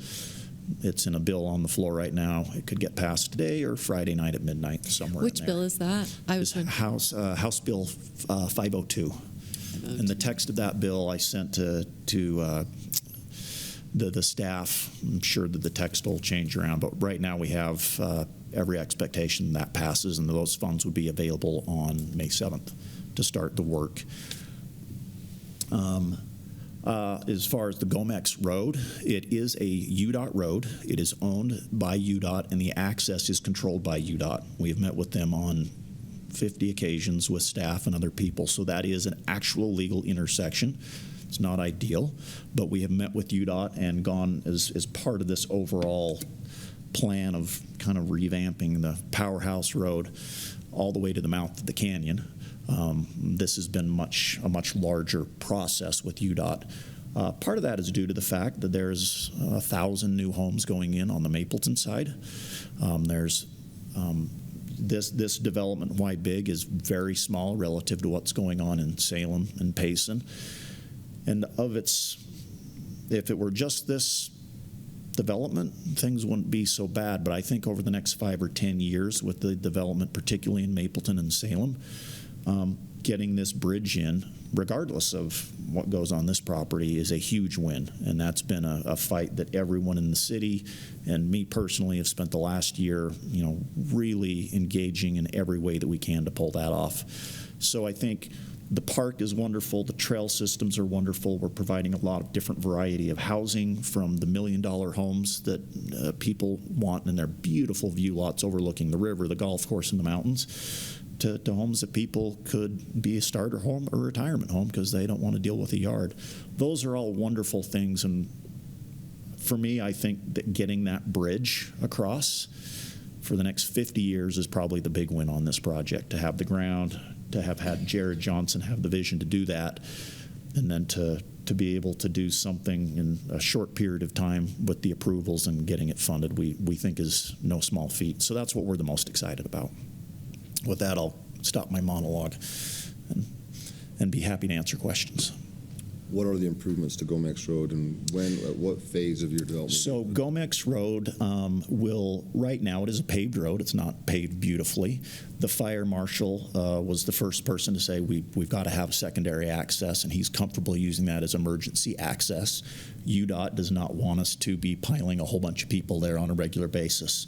So during the first phase, there will be an all-weather connection that connects the first phase with a access, but it will be barricaded, crash gated, so we're not encouraging people to go through there. But fire and life safety can get in and out for both the development as well as the industrial existing facility. And as the phases progress, the way that that is outlined is each time we move up, we will take that temporary all-weather surface and just bump that up to the next phase. So there's always a public right-of-way that will be dedicated, paved, and complete, the roads you see there, and then there will always be an emergency access, but it will be crash-gated. So people, we're again, not wanting people to use that. Right. It's not Unless for everyday directed. traffic. Yes. The design with Finger Hut Road, as Dave mentioned, we've tried to do several things there. One, throughout the entire project, our goal was to reduce speed. Because regardless of what kind of traffic there is, speed is what is the problem. So you can see all these little curves and bends and things like that. That is all designed to just reduce speed. The road right now is a 15-mile-an-hour private road. Would love to keep it 15 miles an hour. I don't know if that'll be a possibility. They may raise that. But everything we've done is to try to reduce the speed of the traffic on those. The road is really, really wide. As we mentioned, you can have two-way traffic going on either side. So in the event that there is a utility interruption or a traffic incident, you got plenty of room to still have continual traffic. So between that road and Gomex Road, I like to call it 2.5 accesses, because the primary access, which we just want people to use for any number of reasons, is an exceptionally robust and big road, and then Gomex. So I don't know if that answers your question about the improvements. Once the project with the bridge is built or under construction, there's actually, Gomex Road will continue to exist. The intersection itself that's there will disappear, and all the traffic will be up at the lighted intersection at Highway 89. People will come off the freeway, and then they will be able to continue towards the windmills on the existing Gomex Road. That was a very long-winded answer. Other questions on Very that? good. You answered my questions on that. I'm glad to hear that's from the very first phase. That was one of my big concerns. That's great. So the access onto Highway 6 from Gomex Road will be terminated. Yes, once the bridge, once the bridge goes in, that goes away. UDOT is not a fan of that. That's one of the reasons they have been very excited. It is a legal full motion, well, not full motion, but it is a legal intersection. And so, they can't take that away because the pits and all that there is some private road down there, so they can't close it. It's legal, it's there. They can't tell you not to use it, but they have said we really don't want to be dumping a bunch of traffic on that. But it will go away, and then the private lane from the bridge up will be accessed that way. Well, one of my concerns is that Gomex is an active pit. They still mine it, and they occasionally come in and crush concrete in there.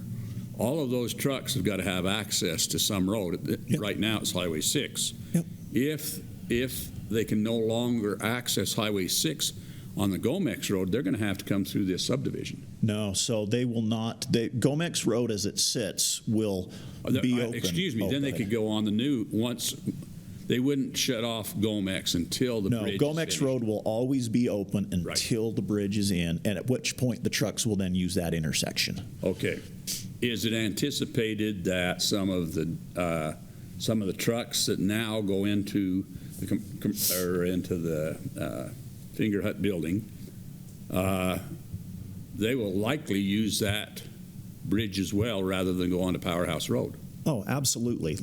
We are stoked to have the bridge there. For us, that's a much straighter, easier shot for people coming in. It's got a real address. People can see it. It's a lighted intersection. And if you're a truck driver, you're not weaving through and going around roundabouts. So we absolutely anticipate that the primary entrance to our property will now be at this four-way intersection just up by the railroad. That's the whole point. Currently, and I checked this a year and a half ago, and our traffic engineer did it, and I just redid it last week.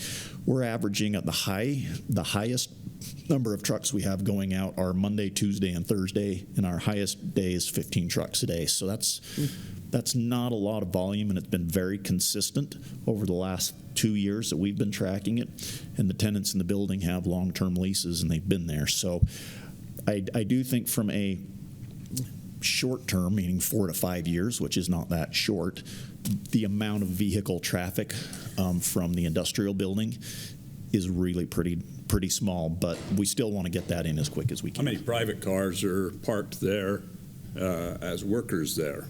You know, we have probably a total of 80 people that enter and exit the building with security cards.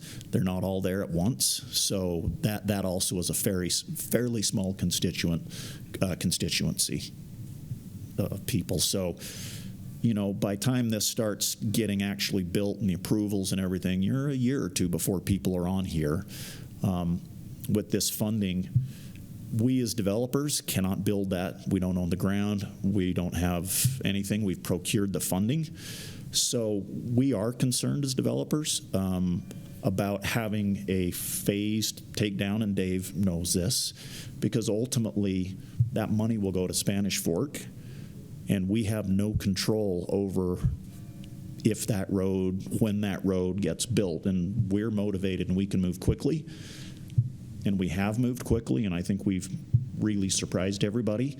But ultimately, we just can't build that road. And so we've done everything we can with this plan to actually meet the code with 2 legal accesses. That's how we look at it. I know that Dave disagrees, and I get that. So, but that's been our approach. Get the bridge as quickly as we can, procure the funding, and move forward. Mike, and this is my biggest concern. I like your project. This is basically what you brought to us not long ago. But traffic has always been the issue here.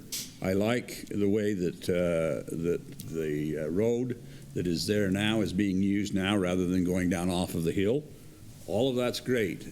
But my concern, and it's a personal concern, but I've been on this commission for a while now, and this is the first time that we've been asked to do anything on this scale. And I have construction going on just across the street from my house up on the hill, and that would not have taken place if it weren't for the fact that they're constructing another egress. And as a matter of fact, where I live right now, some of that had to be that couldn't be built until a second egress was built. And, you know, they were smaller projects, but just the same, I don't believe it's the city's responsibility to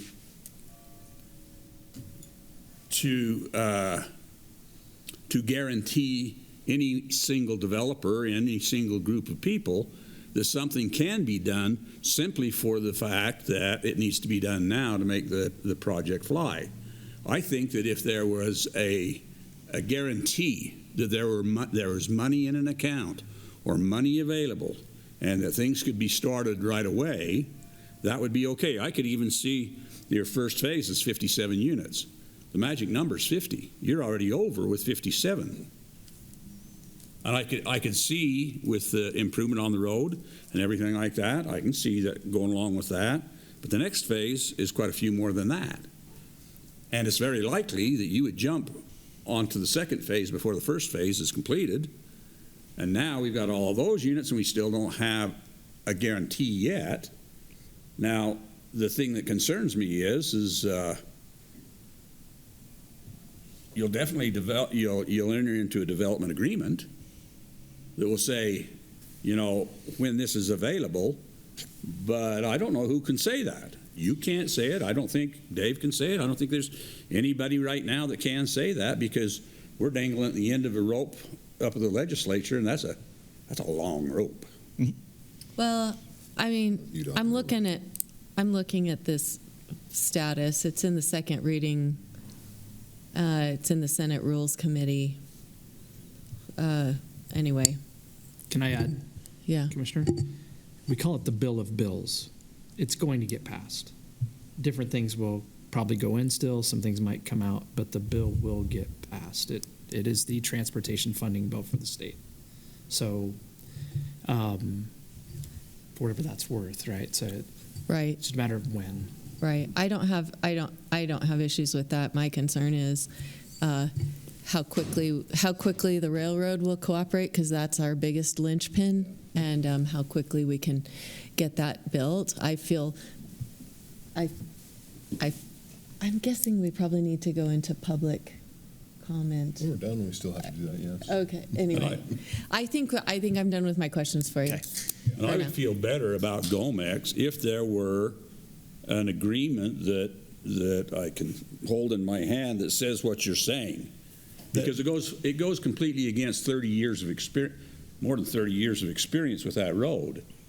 There had to be an agreement that was signed between the windmills and the pit there.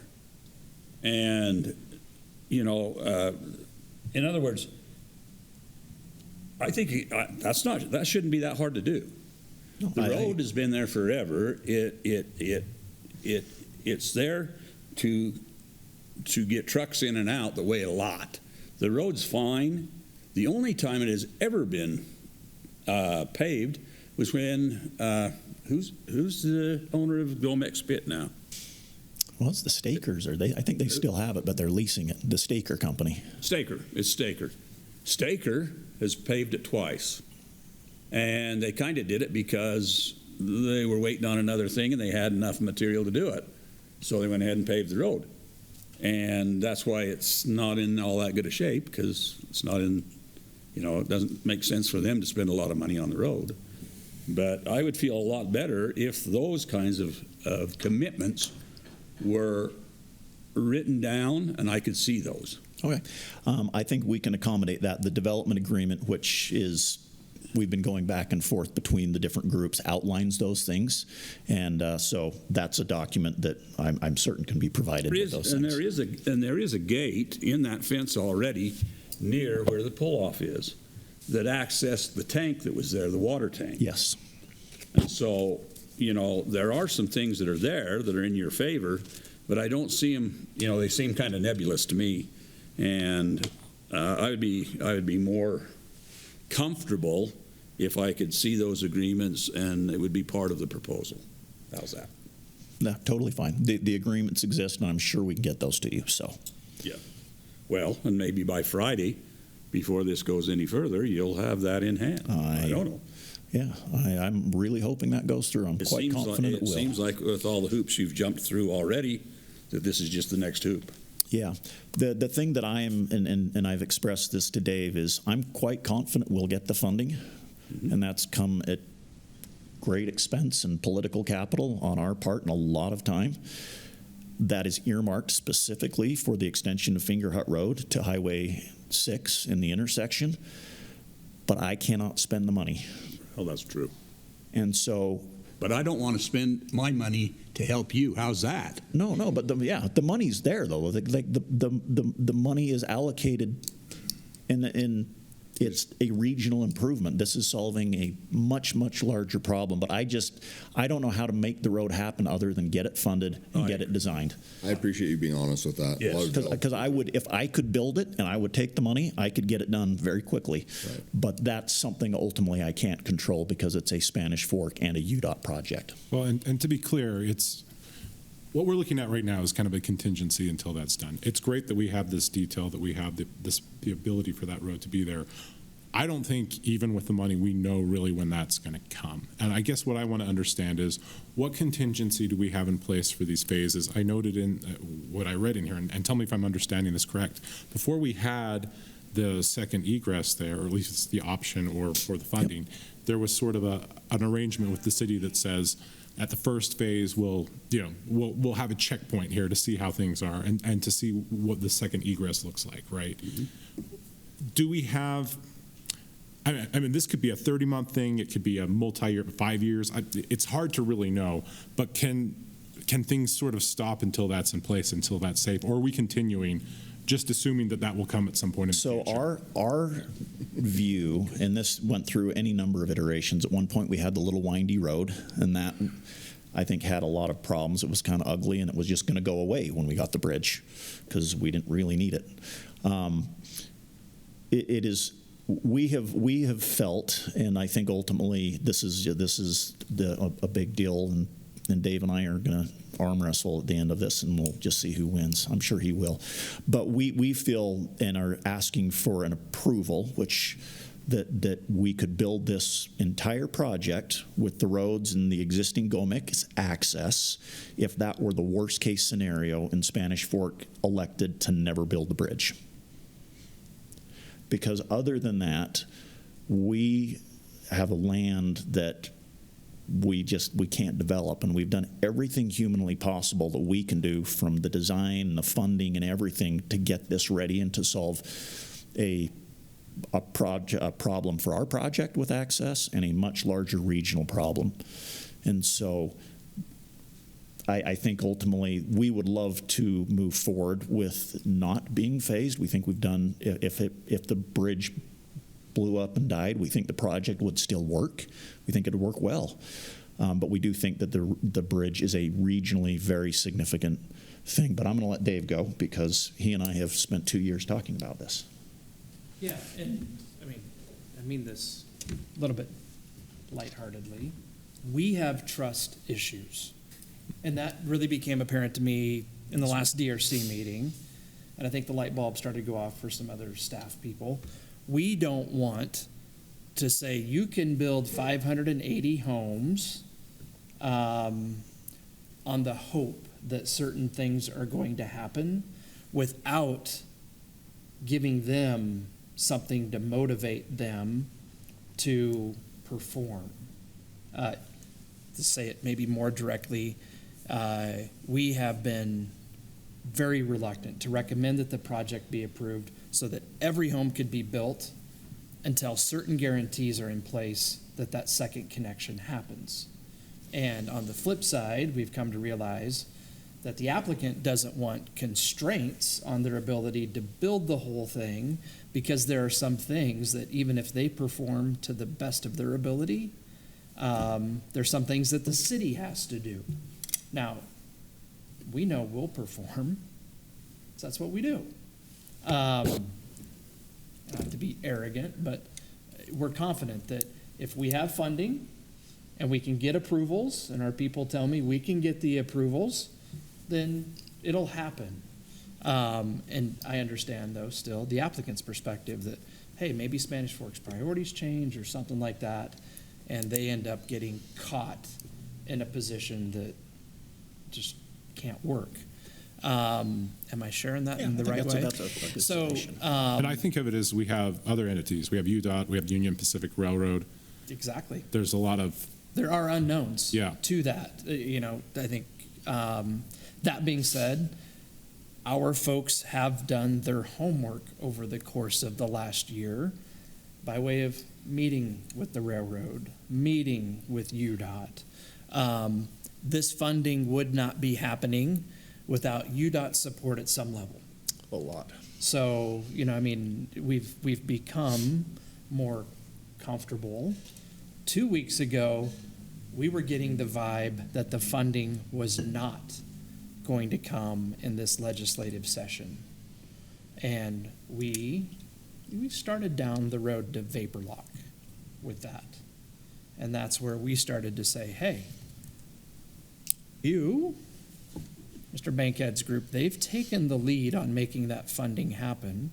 Our concern being that we approve it so that it can be built, whether that funding ends up coming through or not, we lose, our main driving force towards making the funding come to fruition. Does that make sense? Take the carrot away, we're left, maybe holding the bag.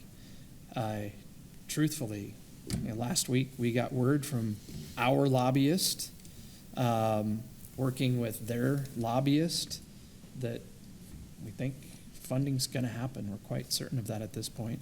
Certainly before this project would be presented to the city council, we'd know that for sure. And that's probably the biggest thing that we would have wanted to have in place, kind of back to the idea of a trigger. Once the funding's there, then we can be in the driver's seat on a lot of other things, and we're confident that we can perform. We can't nail down a specific time frame. And there are things about that make us anxious. But I don't know if that helps at all. That being said, we have talked still about the idea of maybe there being triggers in Capping the place. phasing until Yeah, that's- something like that. And, we could brainstorm as to what some of those benchmarks might need to look like. So, just another thought, I guess. And the arm wrestle goes on. But I do appreciate, like, this has been, and I've told Dave this, so I'll get repetitive. The last 2 years has been a lot of work for a lot of people. And there's been headbutting, there's been good collaboration, there's been great ideas, there's been some bad ideas. But we appreciate is the developer working with Spanish Fork City to just go through a great democratic process. And as the world is a little divided and a little messy right now in politics, we've just been grateful to have a process that works. It's not easy, but the end product, what we're looking at here, is significantly better than what we showed up with 2 years ago, which was a few townhomes and some industrial buildings. So we have, this nice thing is that we all want the same thing. We all want that bridge, and we want it as soon as we can. And as the developer, we have moved that ball as far as we possibly can. And our hope is to get a positive recommendation. I totally understand your concerns, and I think that those are really fair. And we're excited to, one way or another, see what happens at the legislative session. But again, we appreciate your time, Byron's time. He's tired of me, Jared, Seth, Dave, the whole crew. I think we've gone through, 2 or 3 different engineering directors, Mike Clark and everybody. So Yeah, we're on we to number appreciate 3, aren't we? Yes. Yeah. So thank you for your time, and again, happy to answer any questions, but I know it's getting to be a long night for you. I think Public hearing? I think that, as far as I'm concerned, just to reiterate, I'd just like to see. I think that the best kind of agreement is the agreement where everything is clear. Perfect. Attorneys get hired when language isn't clear, and I like the idea of both sides knowing exactly what you're getting, and I don't like to see it weighted one way or the other. Now, that's not what I'm asking for. I'm just saying that there has to be the same amount of skin in the game. Does that make sense? An ask has been brought before you. You're being asked to approve something or to recommend something for approval. Right. And you don't feel like you have all the information, which is the exact same boat I'm sitting in right now. There you go. As you so eloquently state time and time again, you're reiterating my concerns also. Can we, Could Steve Maddox with Edge Homes take just a minute? Would that be okay? I'd like to Part go of the into public. Well, yeah, go ahead. Go ahead. I'm Steve Maddox, CEO and owner of Edge Homes, and I want Mr. Mendenhall to smile when I'm done, so I will be clear. I want to be shackled with Spanish Fork City because some of the questions that ought to be asked tonight is if I don't connect Powerhouse Road, this fails. If John just goes in and does an industrial park, then the bridge goes away or there's eminent domain to create a road. I will be investing significantly more than $10 million into the project.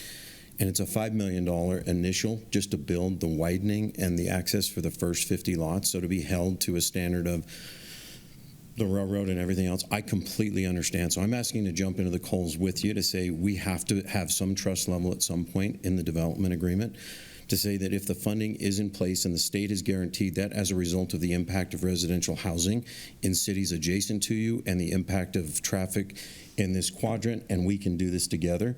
I own the property on the Mapleton side where this connection is all happening, which right now is free and clear and open, and I can create the access. This is an alignment that has come together that I didn't think would happen. And I told John 6 months ago I didn't think I wanted the project because of exactly what you were talking about tonight. There was some political cover that happened. The city has done an incredible job lobbying for this. I appreciate your insight on safety, which we are as concerned about as the end user. And I think with the culmination of what engineering has had us provide with the widening of Powerhouse, the dedication of that, and not getting in the way of the state funding this, and knowing that all of the roads are in alignment, both on the east, west, and the north, because we've only talked about the municipalities with the railroad. and UDOT, but the reality is there's private landowners that are also part of this that also need to come to the dance. So I am pledging that we are willing to do that and that we will pay for the road improvements on the residential portion to be ready on or before when the city is ready to go on Powerhouse and also on the Mapleton side. So if there are questions on this economically, I want to be as yoked as you guys are on doing this, because the representations that the city makes in an MDA and the representations that I make will have to be incongruity, or this is a lose-lose for both the city, but generally all of the public in the area. So I appreciate your time tonight and the brain power that's associated with this. And as you said earlier, Mr. Mendenhall, we have to be tethered, and I want to be. Help me get there. Thank you. Okay, we'll open this up for public hearing. If there's anybody here to speak on this, we'd love to hear from you. Come up, introduce yourself, and see what you have to say. We did. They're the only Okay, ones. seeing none, which I love saying that statement. We'll close public hearing. Commissioners, we've talked about a lot. I think I know Sean's wrote down on notes. John, you've got things.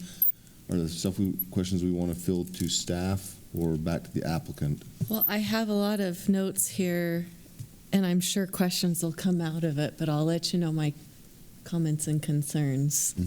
Okay, number one is thank you, Mr. Maddox. Thank you, Mr. Bankhead. Thank you, staff, for all the work that you've done on this. Wow.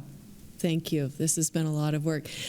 Yesterday, when I looked at the site plan, thanks to Brandon for putting together the slides for me to show the progress of the different proposals, site plans that have happened over the last couple of years.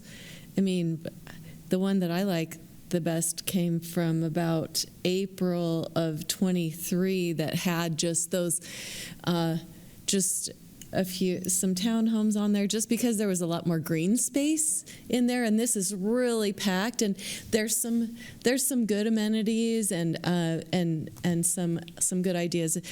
It just feels really packed to me. I understand. Anyway, yeah, it's not my job to make you money, but I understand it's got a pencil to put it in there, and I don't know. Anyway, it's not my obligation to make that happen, but I just like more green space in there. But thank you to everybody that's doing more work, or that's done all this work. I'm actually, one of my things I'm concerned about is Powerhouse Road. So I live right next to there, and I'm really trying to not be a NIMBY because I think that it can work out. But what I do know is that Salem has a big old development going on down Powerhouse Road, and I drive that regularly. I've ridden my bike. I've run along that road and been almost hit several times because there's no space, no shoulder. I don't know how they're going to improve that to farther down past where you enter into where John lives up the hill. So I'm concerned that there will be hundreds of cars coming that direction. I mean, I don't know which way they're really going to be going and flowing into town, but that has huge potential and huge impacts. And I'm thinking about the Powerhouse Road that I turn on to, and I think, where is there going to be a turn lane to go into your development? Is there going to be an extended turn lane for people to go left onto Highway 6 from there? All of those improvements. So Mr. Maddox, thank you for saying that you're invested in improving at least that section, your section of the road, because there's other sections that are really problematic. That's a discussion for other people to have in another place, but that is one of my concerns. That doesn't make me say that we shouldn't approve this. Okay.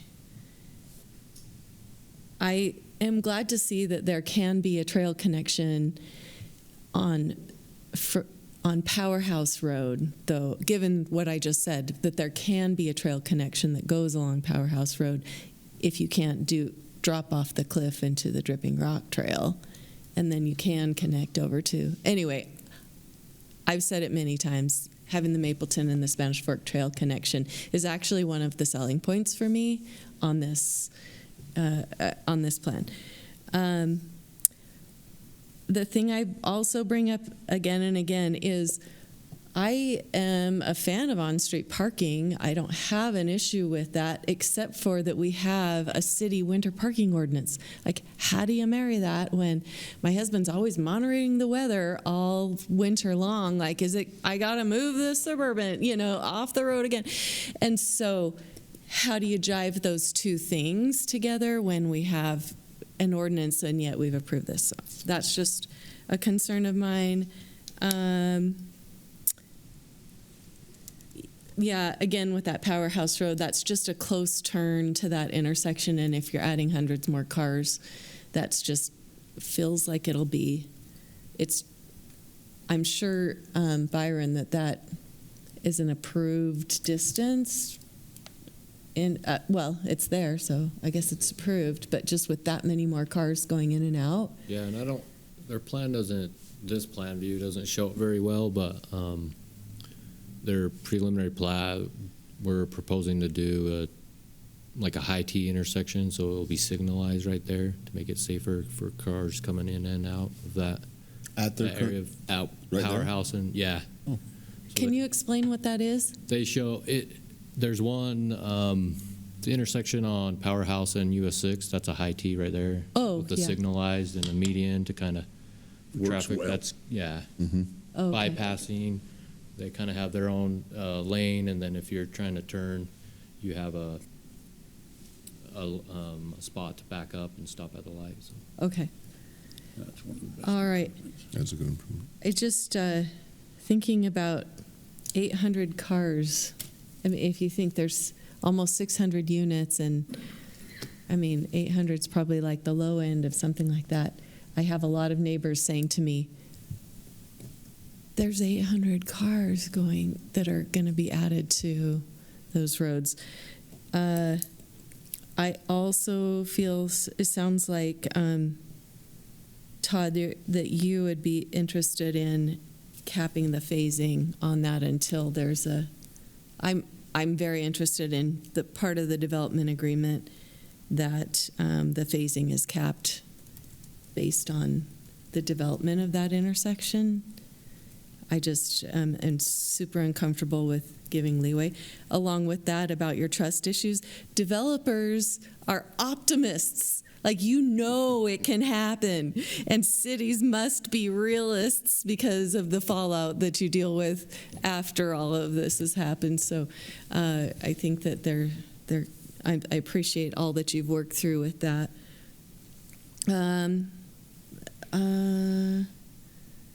I appreciate that thinking about that residents might not be there for a year, and then there's 2.5 years till, at the best case scenario. Yeah. I'm just very, very concerned about it not being, anyway, with phases.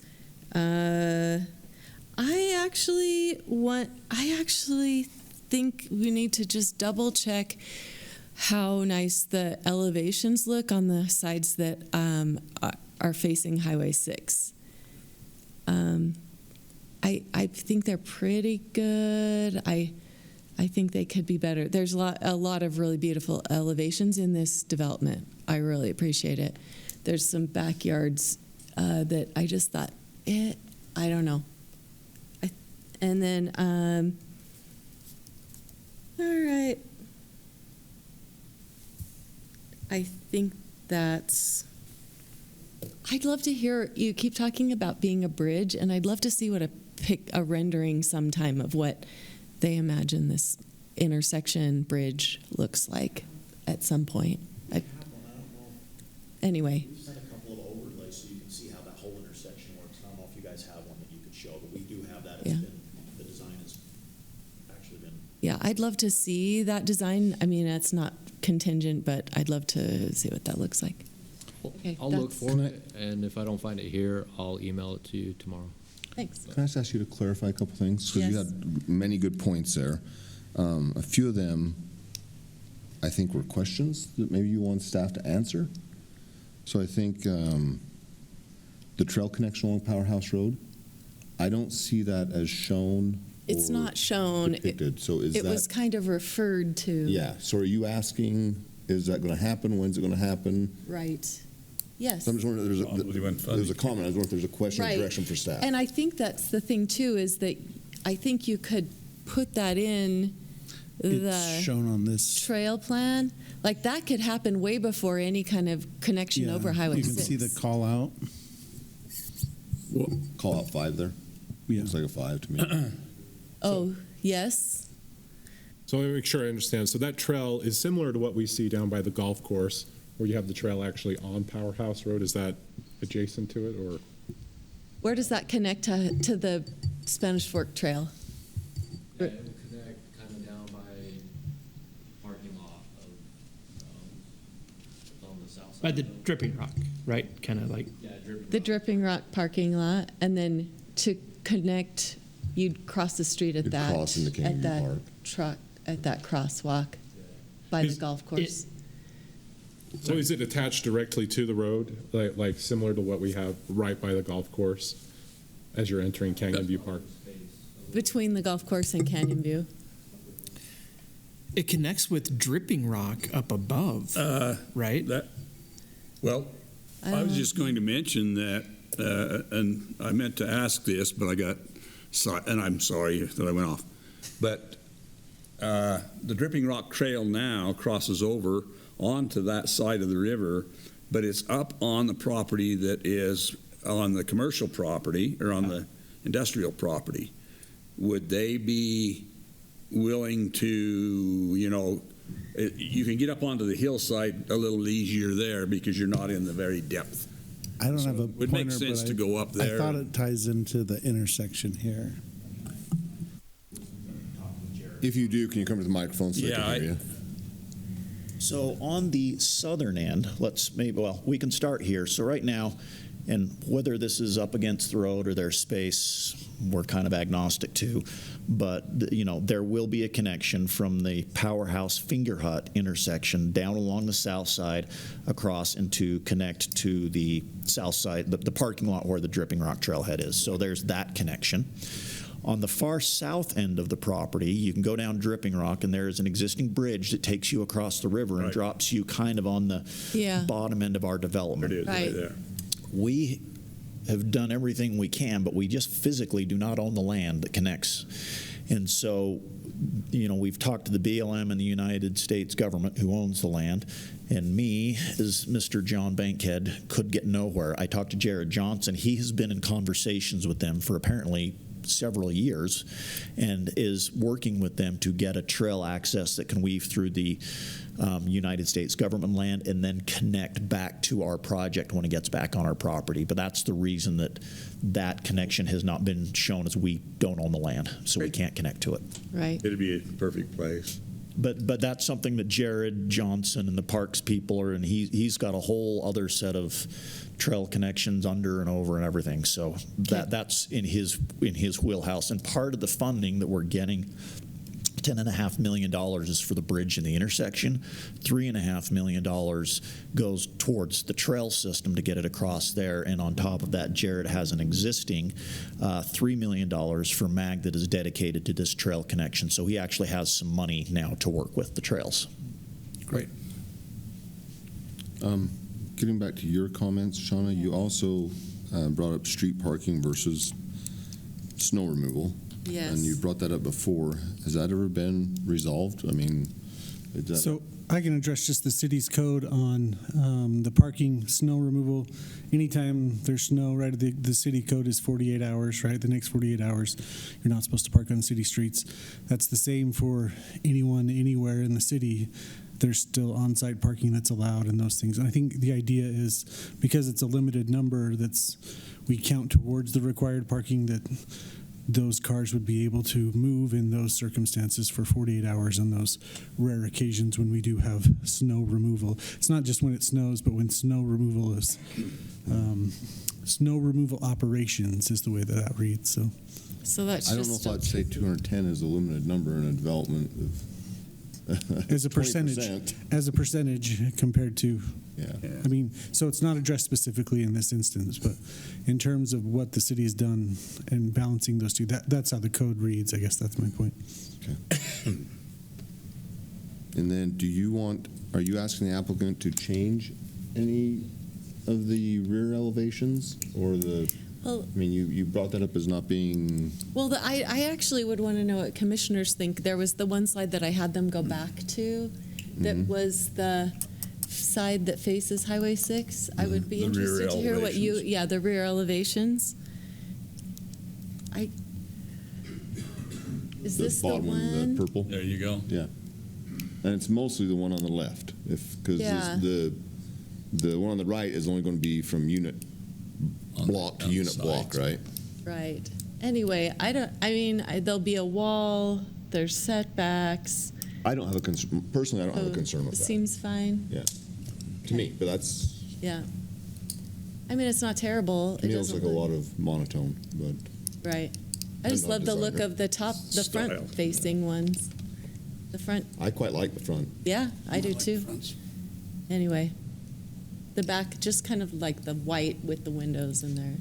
I always Add like a how little in the more. renderings, the 20-foot driveway looks like it's 50 feet long, but But in the back, we will have a wall. There'll right, be a Between mason. that and Highway 6. Brandon, there's a masonry wall there, between there and Highway 6. And there will So- be landscaping as well. Oh, right. Oh, that's right, landscaping. A question I forgot to ask was, will rentals or owner occupied? Okay. Okay. What other questions did I have, Todd? no, those are just, you brought those up, and Yeah. I wanted them, Yeah, I'm you glad. kind of worded those as comments, and I wanted to know if there's any direction for staff or the applicant to make you feel good about those comments. My main thing is, There's the bridge. honestly, my biggest concern has to do with that intersection and just capping the phasing in a development agreement. Mhm. If I came right down to it, my biggest. Right. And I think that's kind of the crux of things here now is, how do the parties feel about capping the phases, and be a little liberal with it if we can get, if the bridge funding comes through, it seems like that seems like the biggest hurdle. And if you've got the funding, then it seems like the permissions from the railroad, and the railroad's going to be tough. Railroad and UDOT. But think it we sounds know like how- they're already on board, so. In other we words, know how I each don't know party why feels. we couldn't get, it. How would you feel about capping the phases as we move along with the bridge and the intersection?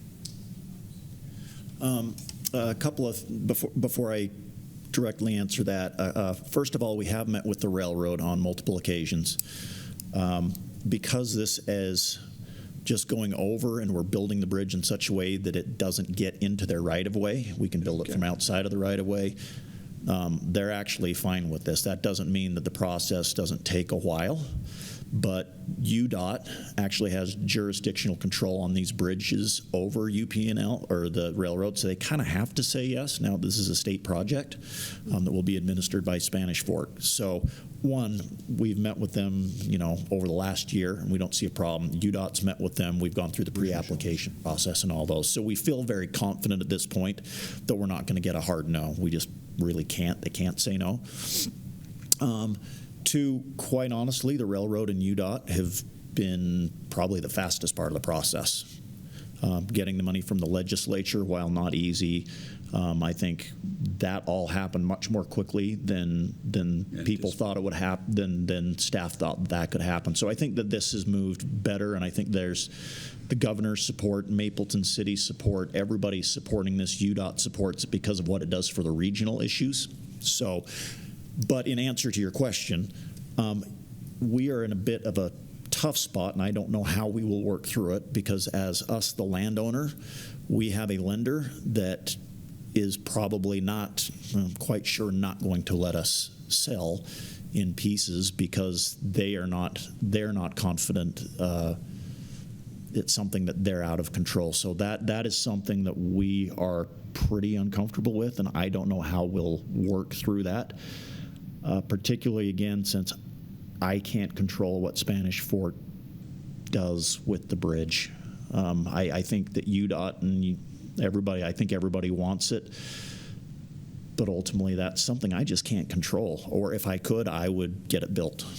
So you're saying that's. you're not comfortable having a rollout. You're doing it in phases. You're planning. We are planning on building it in phases over 4 to 5 years, but stopping point in those phases. I actually, one, I'm uncomfortable, but two, I don't think that I can do that. I have restrictions with my lender that are I don't know how to get out of. So that's something that from the get-go we've been struggling with, and so we've done everything that we know that we can. So It's only money. I know. I wish the lender would do I sit that. behind you that's got all the money that Yeah. you need. He's going to make it happen. My gosh, I've never seen, the only guy that can build them faster is D.B. Horton. No, they can't. Okay, so is this a basic rendering of the bridge? Yeah. Byron? Okay, I think I've misunderstood this whole thing. So this is a bridge that connects to Highway 89. Yeah, there will be a full motion lighted intersection at Highway 89. There is? There will be. That's part of the funding in the design.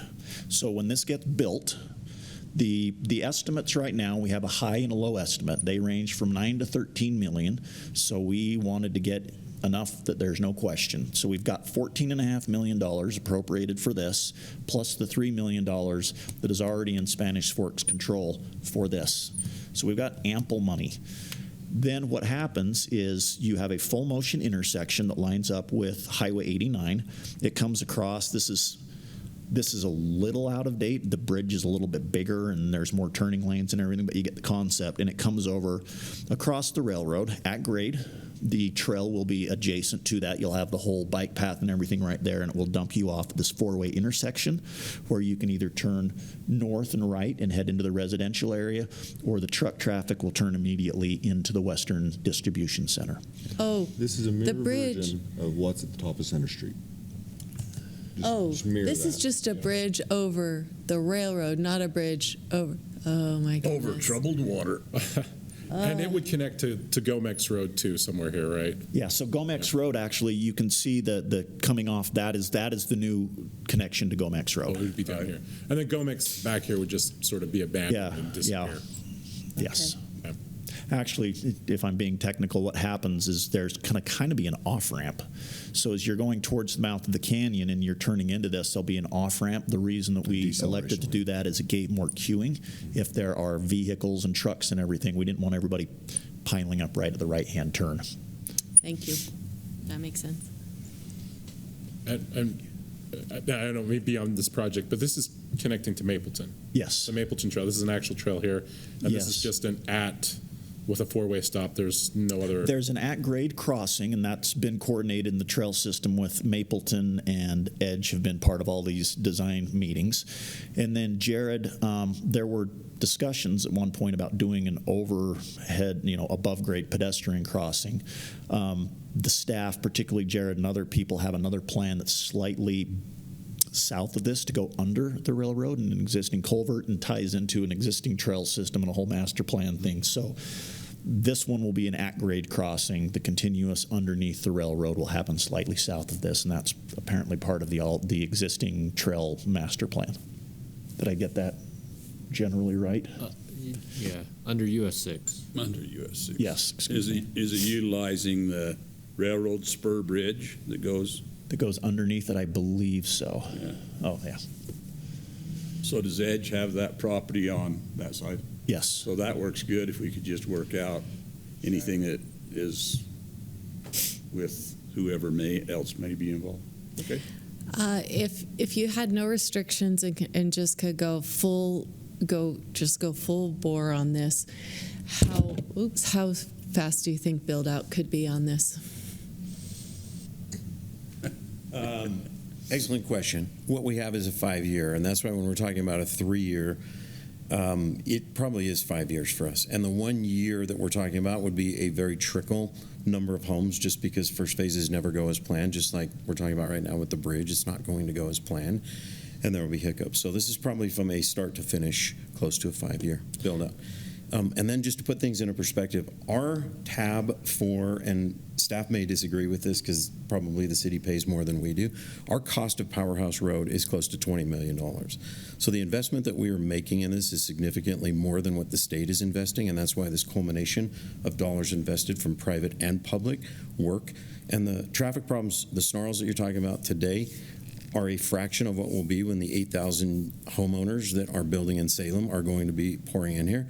So this really is a holistic approach to traffic, where you guys have kind of become the end of the cul-de-sac for kind of South County, and this will eliminate part of that. So you're invested into the whole whole thing. I think we are invested, and to bring this together with Dallas, and on the Mapleton side, as far as the trail connectivity and the road connectivity, there's just a lot of opportunities with this little parcel that I didn't see on day one, that John and politicking have allowed us to do if we can just land the jumbo jet on a very narrow runway.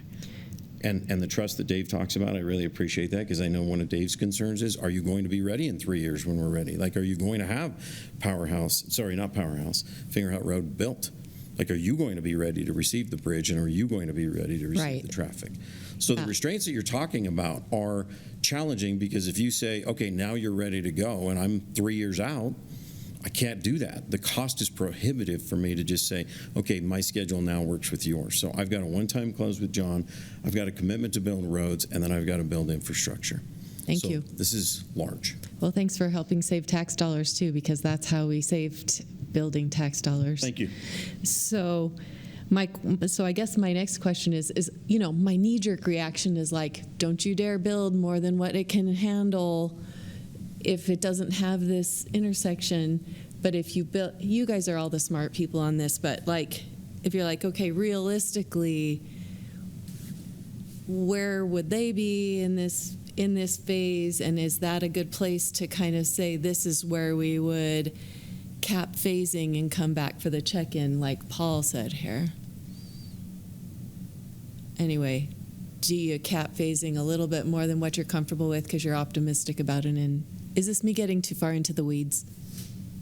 No, you're This is the approaching me DRC and John's concern from a different angle. The questions you're asking are the same ones that we were asking still are a week ago.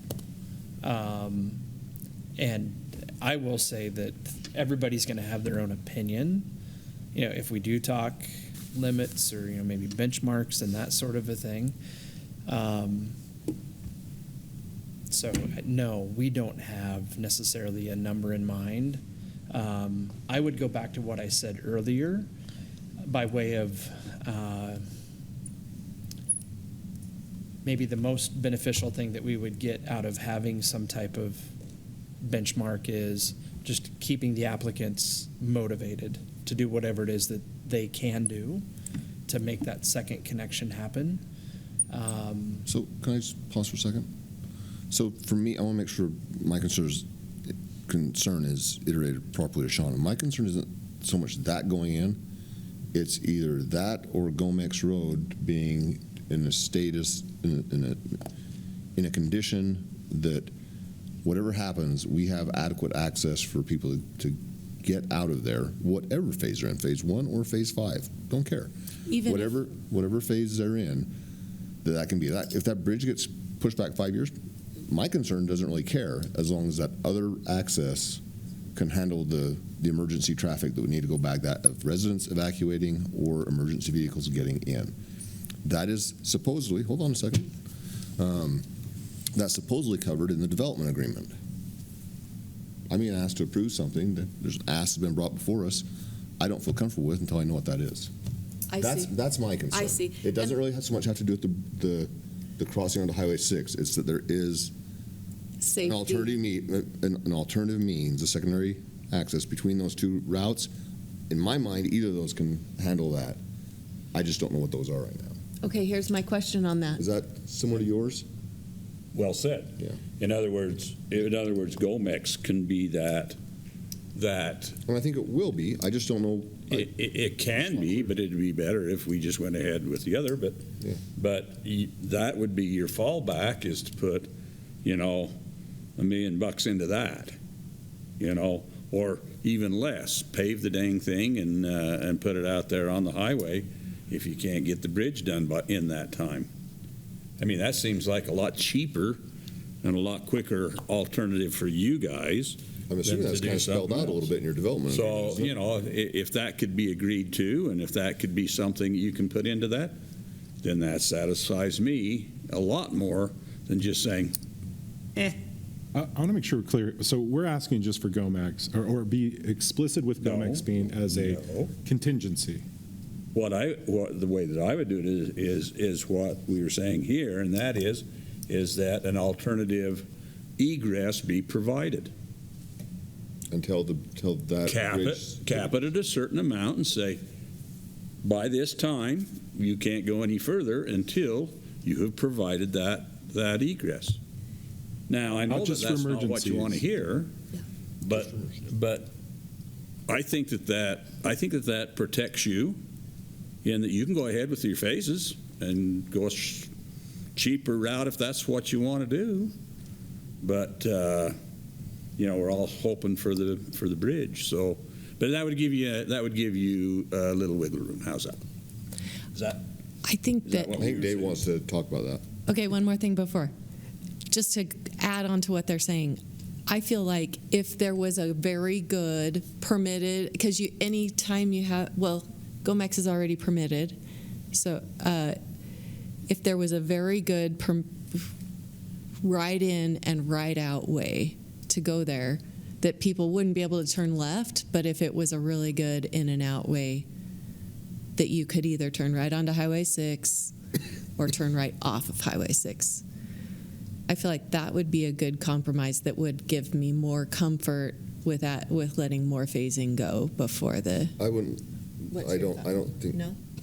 To me, this is not going to be used. This alternative route is not going to be used for somebody that's going to get groceries. This is, you know, it's hitting the fan, and we need to get fire trucks in there, ambulances in there. People need to get out. And at that point, you have a cop parked there. Sorry, don't mean to be throwing things. We have a cop parked there, and it is trucks going in and out, and traffic is stopped on Highway 6. But we have a way to get people out. This is not for the bridge. The bridge has to go in. It has to be written in there too. I'm not saying this is an alternate to that. I'm just saying this is just something like John just put it. You can do up to phase 1, phase 2, and at that point, if that permanent bridge or access that we're looking for to Highway 6 isn't complete, at that point, you either need to improve that secondary access or stop. That's where I'm at. Yeah, I think that you have to go to the next level. I think you have to have a really good deceleration and acceleration lane right in and right out on Highway 6. So it still serves your purpose, but it's a little bit more, people who live there can come and turn right into it and take a little bit of pressure off of Powerhouse Road. See, I don't think we want residents using that until it's.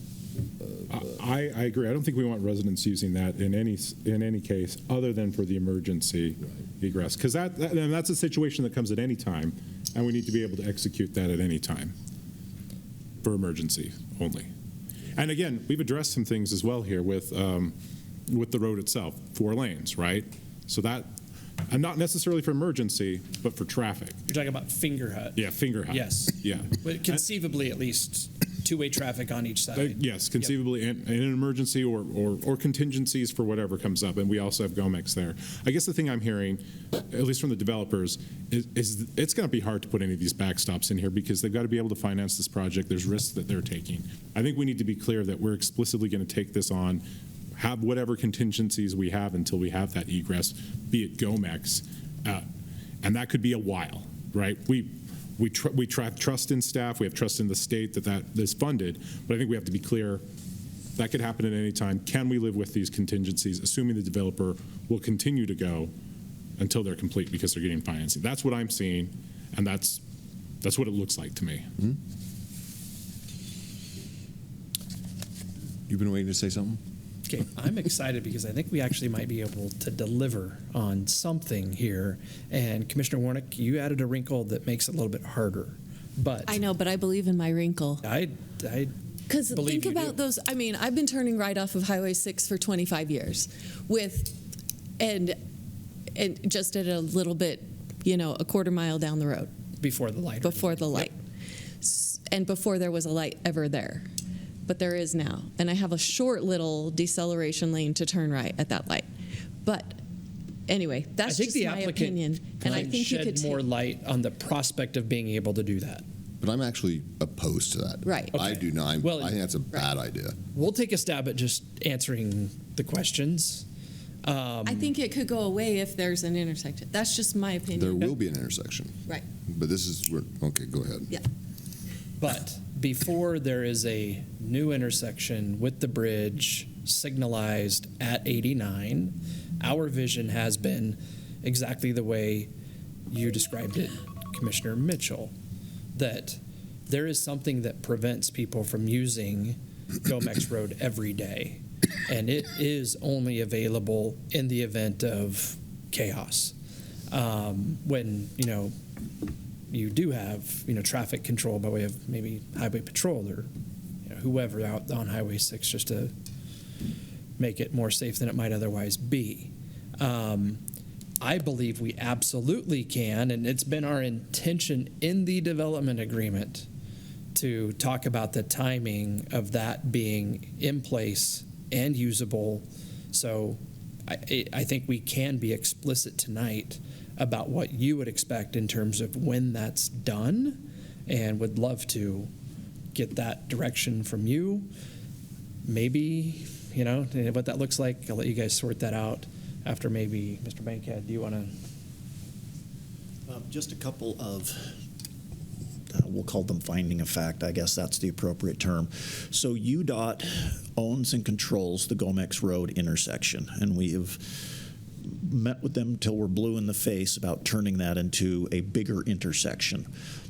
We cannot add any lanes to that.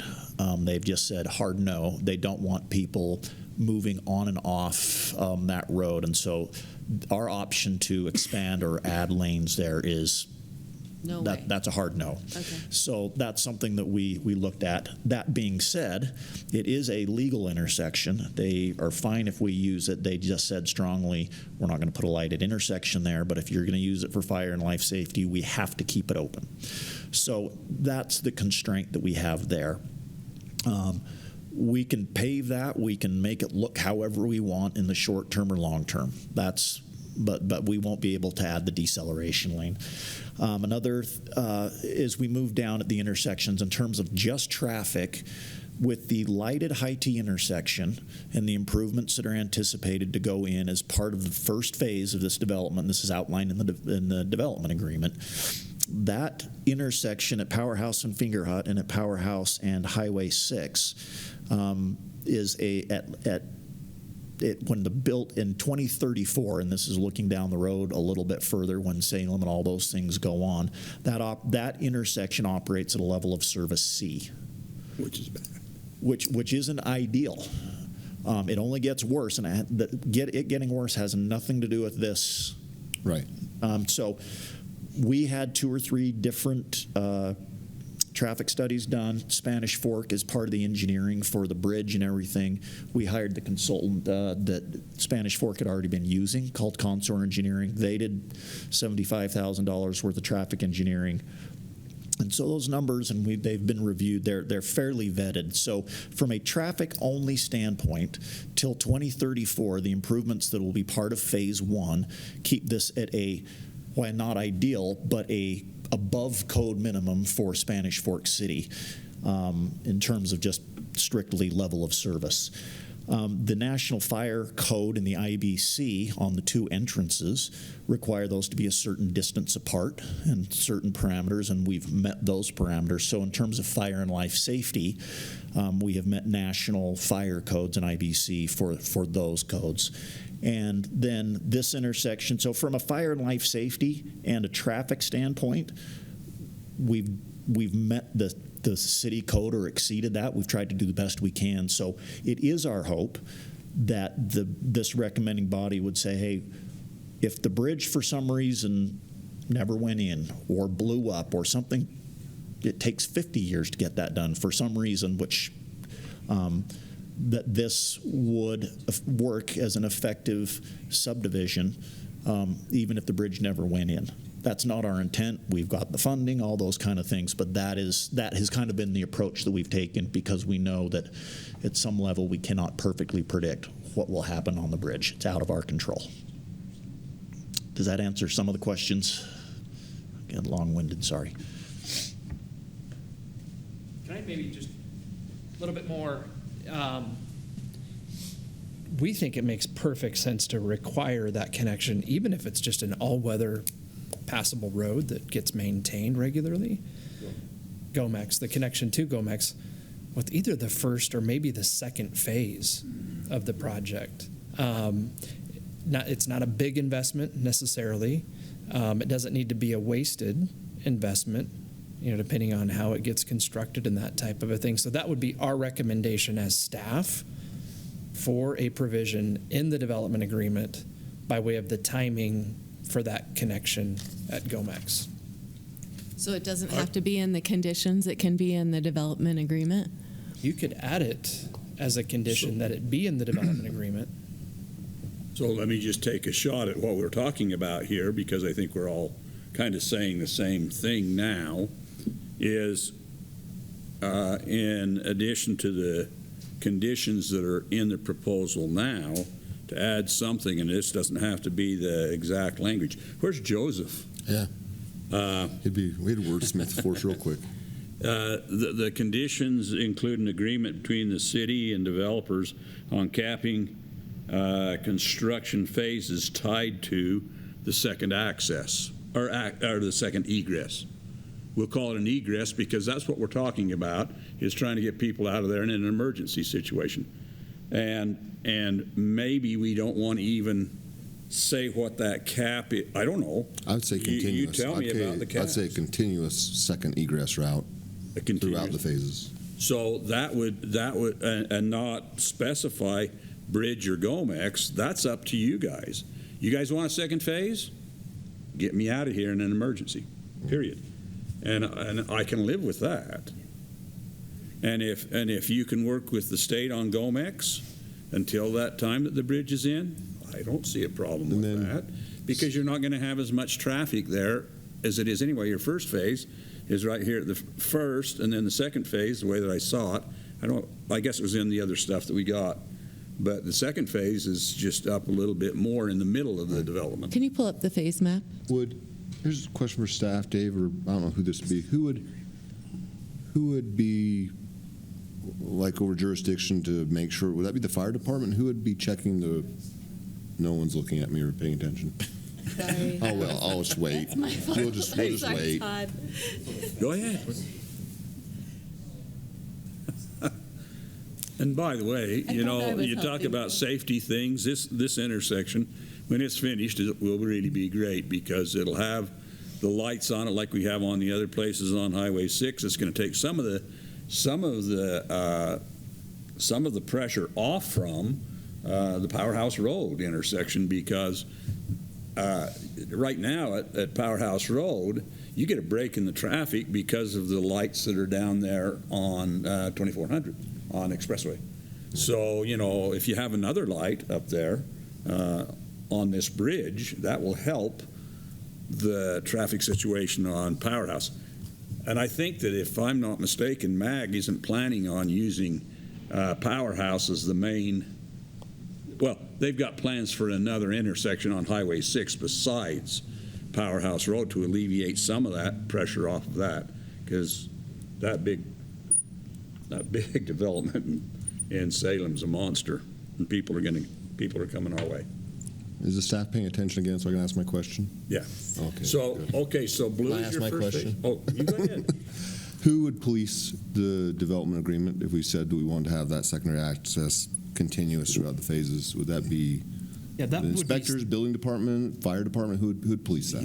It could happen in a few different ways. The best way My glasses don't is help to that withhold far building away. permits. Isn't phase, so phase one is. Okay. So I would, in the case of what we're talking about here, it might be that no building permits are issued after the first phase of the project until egress via Gomex Road is complete. Could we just conceivably have that egress as a condition for the entire phase from the very beginning? That's what we just said, it'd be access through all phases. Good. That's what John's saying. It's either Gomex or it's the bridge. Yeah, but not starting at phase 2. It's starting like day one of occupancy or something like that. As soon as One thing maybe to consider there, not to try to water down the thought, but we do allow developments on one access up to a certain number of homes. So they wouldn't be violating our typical standard. They could go up to 50. 50. Right? Not 35. In this case, it'd be 50. So have it at 50 and then turn it on. Before we would need a second access. So And the first phase is maybe that's a better trigger than phasing. Yeah, just the ordinance that we have essentially where they now. get their 51st building permit. Yeah, 57 in, so the phases, the blue is the phase 1, right? Second phase is the yellow. And so, you may even utilize, rather than going over where you're going to go for the bridge, you could take off and go onto that, right where your red line is on your first phase over to the Gomex interchange right there. But they'll all be separate permitted. So Dave's saying just tie it, the issue of the separate permits. Which is, I think that's a could good do that. answer. I like that. Yeah. That's okay. Yeah. That's what we have now, right? Yeah. 49. It'd sync up with our 50 is the code. magic number, 50, and you have to have an egress, a second egress. So do we need to put this into the language of the conditions, or do we have enough that we know what we mean? I'm more likely to be comfortable with actually putting in some language, and I'm happy to hear somebody else's suggestion as to what kind of language you use. Based on the way the commission's discussing it, if I can jump in, I think you should consider adding a condition of approval that does what you've described. And the only thing I put down is one of the conditions, an agreement between Spanish Fork City and developer in capping construction phases tied to the second egress. Because the second egress is dependent upon the 40, the less than 50. Our code is 49. At 50, you have to have a second egress. Isn't that right? 51 is that. Oh, we've gone up to 51. When you go to 50, you can't go beyond. Okay. Well, anyway, rather than have to say that, just say tied to the second egress. I'm not good at legalese, and so we have someone here that could. Joshua. Yeah, exactly. Which incidentally, wherever this is. Joshua's hiding over there. I can't even see him. Josh. I think he fell asleep. Josh pointed out that our attorney has 2 hours blocked out tomorrow afternoon for the West Spring Pines development agreement. The hour after that is meeting with Paxton Guyman, their attorney, to talk about the West Spring Pines development agreement. I'm kind of wishing that meeting would have happened maybe 2 That would be days earlier. great. But, You could have saved me an hour or two of time. Well, if that's palatable to everybody, I would entertain whatever. I still have a concern. I still have one concern, and that is, I just feel, I don't know. I still think there needs to either be a capping or a check-in on the phasing. I'm comfortable with 3 phases, possibly 4. But I'm comfortable with 3 phases before that bridge, the big bridge intersection goes in. I don't want to, honestly, I truly don't want to cause a problem with financing. So I don't know how to do that without saying, anyway, I don't know. Does anybody Shauna, else just have? to clarify, looking at the zone change staff report, what you're describing, is that how the condition is currently written as the DRC proposed? Is that kind of what you're comfortable with? Okay, I need to look at it again. We had that in our pack, or in the things that you emailed to us, but it's not in this packet. The DRC, no, I don't think. So if you look at the zone change report, there's 4 proposed findings and 1 condition. I'll read it. Thank you. Read it for us. That the applicant enters into a development agreement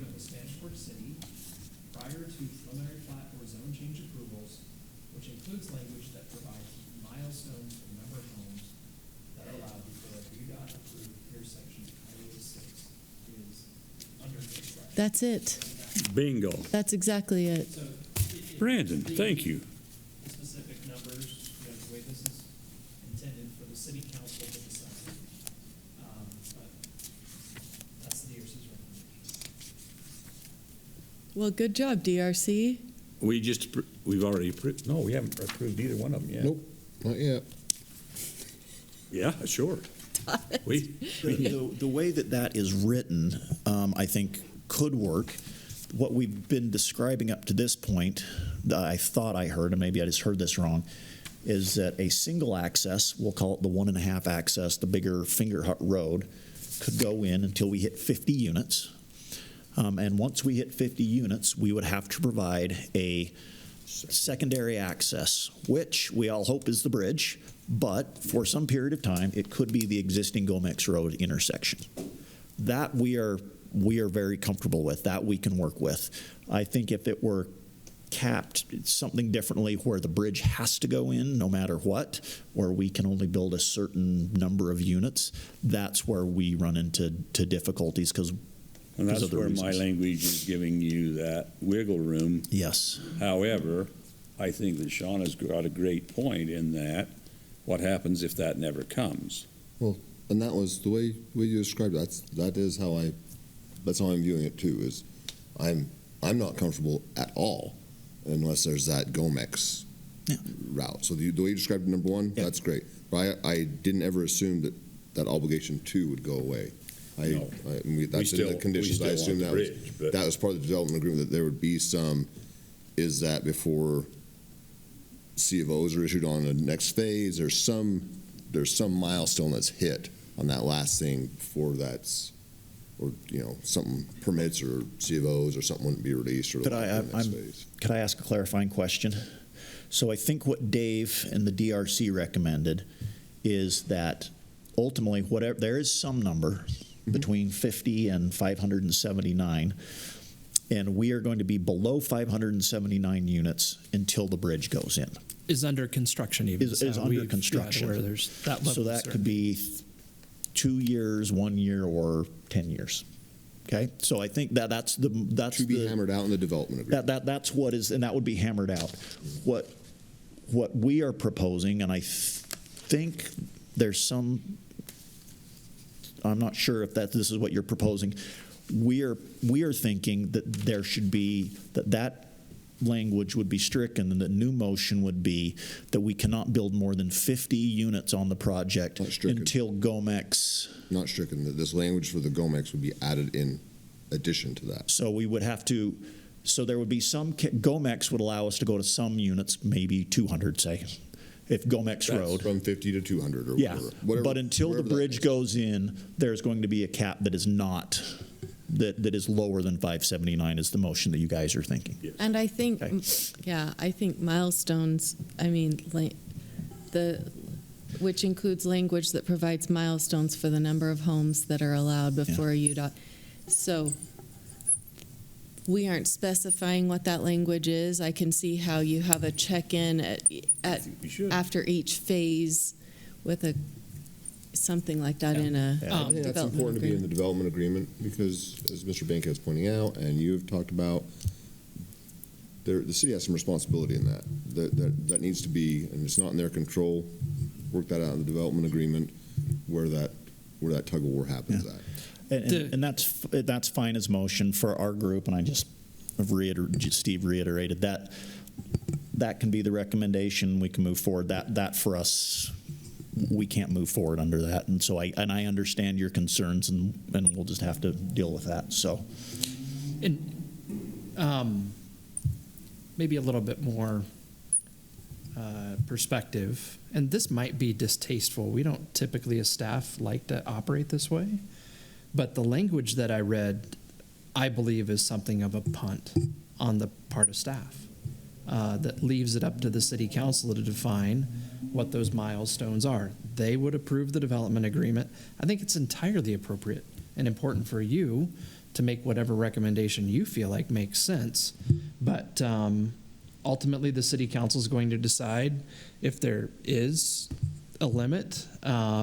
Frankly, I'd be shocked if they have any concern with saying you can go beyond a certain point before GOMEX is connected, because that's been a key aspect of providing some level of comfort. So again, I think you sharing your thoughts tonight, either collectively as part of a motion or just, individually, council would be privy to all of that as they ultimately decide what that agreement looks like. I suspect there will be quite a bit of discussion there as well. So because there's going to be discussion with the city council, and that's where the final decision will be made, we could make our recommendations tonight, and the city council could amend those or change them or drop them or punt it. That's their decision. That's their prerogative. But I want to also point out that any agreement can be amended by if both parties agree somewhere down the line. And so, if there were some kind of undue burden that was put on you guys because whatever has happened, like you say, an earthquake, whatever it might be that happens, then, I think that the city has been over backwards in many cases where they have seen where they needed to change an agreement because it didn't fit the situation anymore. So it doesn't mean that it'll never be changed, but you're going to be held to it.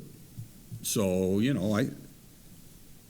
I guess we're back to, do we want to put in these conditions? I think that we're in agreement, aren't we, that we would like to have some conditions put on this. And I think that what is in the zone change,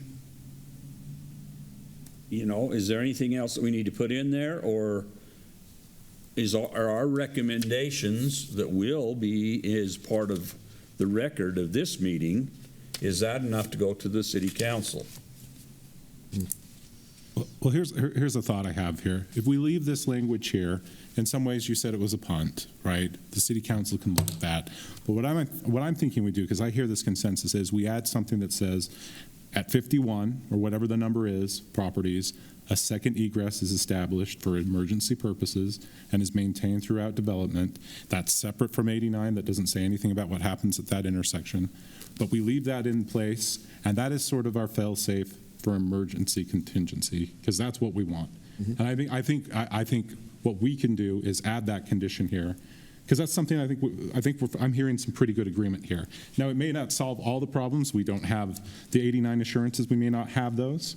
We've had good work done there, but I think we add that because I think that's something we care about, because it is a safety addition there. So does the verbiage that I've got here, that an agreement between the city and developer, I don't know that I like capping construction, but capping construction phases tied to the second egress, is that enough for what your concern is? I think it's separate. I think that we're adding a condition for the second egress.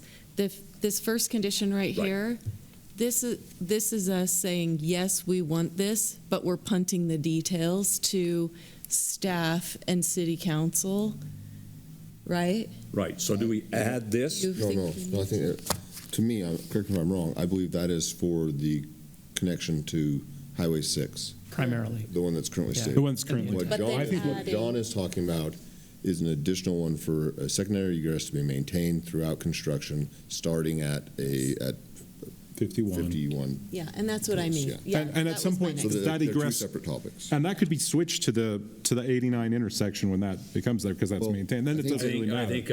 I think I'd leave this condition in, after talking about it just now. Let's leave the condition in on the zone change and put the other condition in as part of the Preliminary plat. Yeah, the preliminary plat. Yeah. And then I think what Dave is asking also is, or he thinks is appropriate, is that for the one that's in the zone change, for us to either include or to speak our mind of what we think, what is that benchmark or Give our milestone comments, yeah. for the phasing, For the 89 connection. for the 89 I'm connection? hearing, yeah. Yes, sir. And I think the developer's standpoint is that's, for us, That's for tough. their hands to be tied, that's a hard pill to swallow. And I would just add that they have maintained that position from day one. Sure. So that I have And appreciated. I get that, but at the same, It's been, If I said, The well, same. I'm ready to go, if you don't have that bridge built, then these are the ramifications, because I've just invested $20 million in the Yeah. project, promising residents access. So it is hard where everything has been switched. All the dollars have been given to the jurisdiction of Spanish Fork and the timeline there. So I am cuffed. for 89. Yeah, Yeah. yeah. Yes, yes. So should be at the microphone, I'm sorry. So Gomex and your desire, as soon as you brought that up, I thought we can have a secondary access for fire and safety, and then you and I can sleep if we see the lights. The bridge is completely out of ours. I feel like we have done the heavy lifting with what Yeah. we can do politically to bring a bill and dollars to the city and to the area. I shouldn't even say the city, because ultimately you're building a road for the entire South County. I think that is there, and now it's like, what do you want to do? And if there's a logjam with what we want the design to be and how we want the trail connecting and all of that, I think time should be taken. If that takes an extra year, that's probably okay. I can't sit on $10 million worth of road and hope that someday I get approval. Here's my That's out problem, of your though. control. Yeah. Here's my problem, though. I feel like this is me personally weighing in, like Dave said, I feel like if we go, I feel like comfortable approving up through phase 3.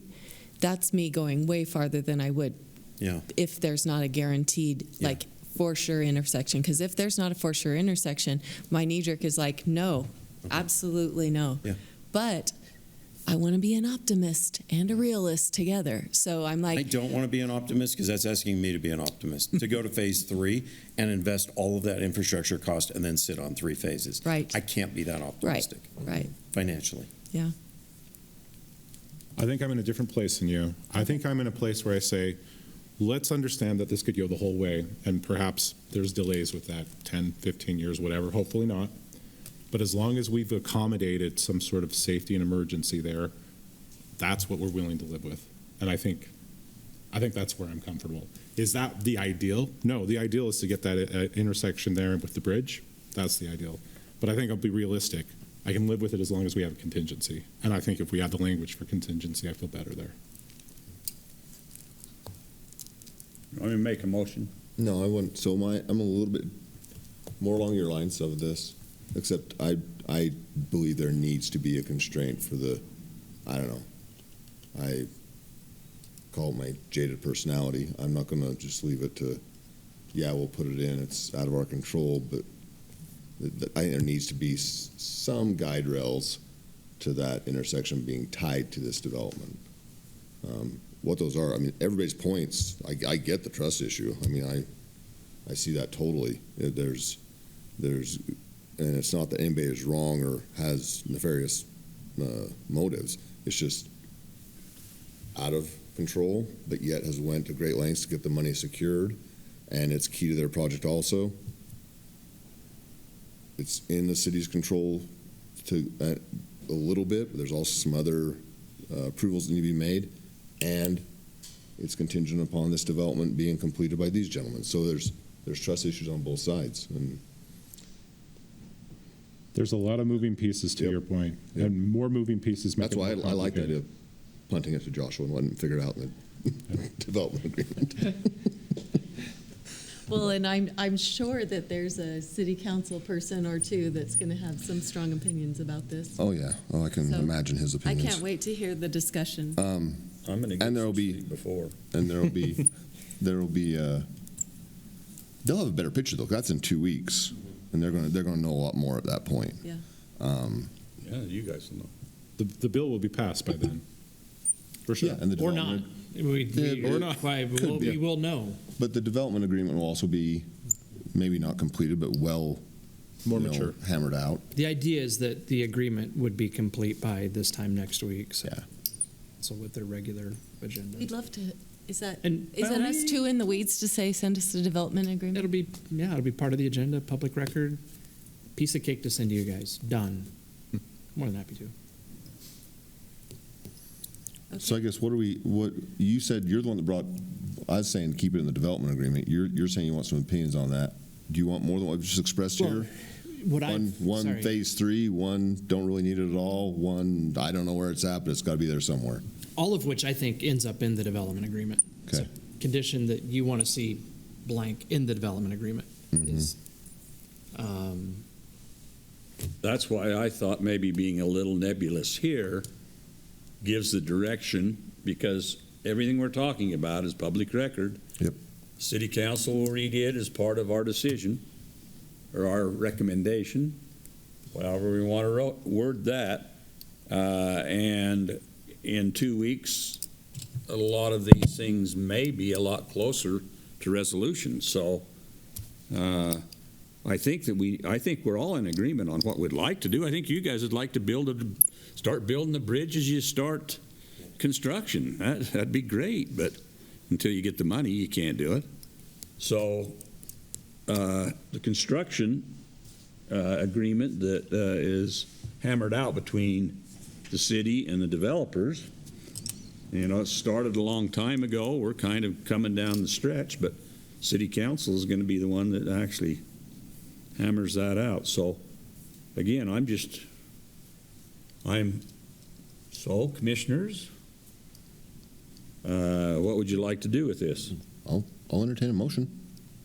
Where are we adding the condition? Are It'd we be in adding the- the zone change condition for the? Well, I think what we talked about before was in the zone change, it would be per the staff's finding, which has the finding in there for the Milestones. bridge, the milestones for the bridge.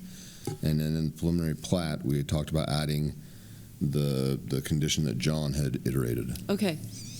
I move that we recommend the Whispering Pines zone change to the city council for approval based on the findings and condition. I have a motion. Do I have a second? I have a second. A motion is second. All in favor? Aye. Aye. Any opposed? Okay, so that's That's the passed. zone change. The next, we had a public hearing on both those, or did we just have it on the first one? Let's have it on. this case, it would be a public hearing. We had it on the first one, then I closed it because no one came up. Did we have it on the second one? I apologize. We have to According have to a what? second. Zone change It is was here. for the R3 zone with the overlay, with the development agreement, that requirement. There would not then be a public hearing on the preliminary plat. I thought I opened up the public hearing for both of them. I felt we addressed both because I presented both. Okay, I thought we did too. I just wanted Okay, to make so sure I didn't have to step back for that. I wanted to do it appropriate. So I would entertain, if nobody has any more Well, comments or questions. Yeah, I have a comment before we do this. Okay. I'm willing to make the motion, and my intention is to put that language in that we have talked about, that an agreement between the city and the developer on capping construction phases be tied to the second egress. Is that, if that's I'm going to make that motion. I move that the proposed Whispering Pine subdivision preliminary plat be approved based on the findings and conditions that are listed by staff, with an additional condition that an agreement between Spanish Fork City and the developer on capping construction phases tied to a second egress be included. Is that the right Good with that legal wording? wording? That can work just fine. Okay. You bet. I have a motion. Do I have a second? Second. A motion is second. All in favor? Aye. Any opposed? Okay, motion passes. You guys happy? Yeah, it's so fun.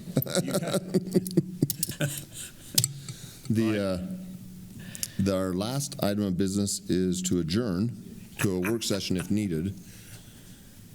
Do we really need to Are adjourn you the work comfortable session? if it's no longer needed tonight? I am very comfortable. with I'm no longer comfortable with If we're not- scheduling a if we're not gonna do it, separate I've got to have a break. day. I like that. needed. I would take a motion to adjourn. So moved. Before that. Before that. Before it actually happens. Wait, okay. May I? You're going to need to relax. I appreciate that. Lord. Need to relax. Dave always has a few more things.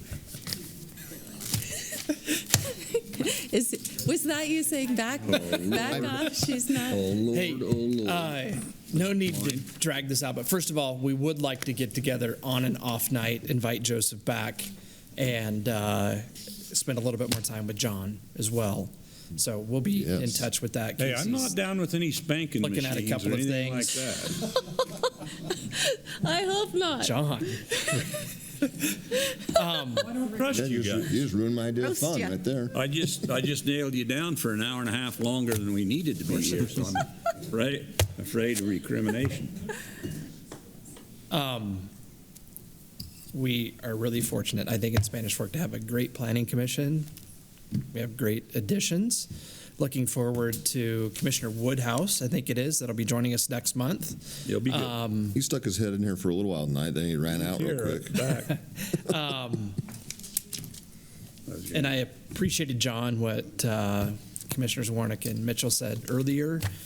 There's a couple of other thoughts. As the city's benefited tremendously from your time on the commission, we've been fortunate over the years to have had commissioners, and it's usually been a commissioner that is like our institutional encyclopedia of the history of everything.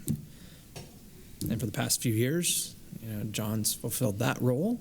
John, you've represented the city as well as anybody possibly could. Mm-hmm. And, it goes beyond just what you've brought by way of experience, insight, anything like that.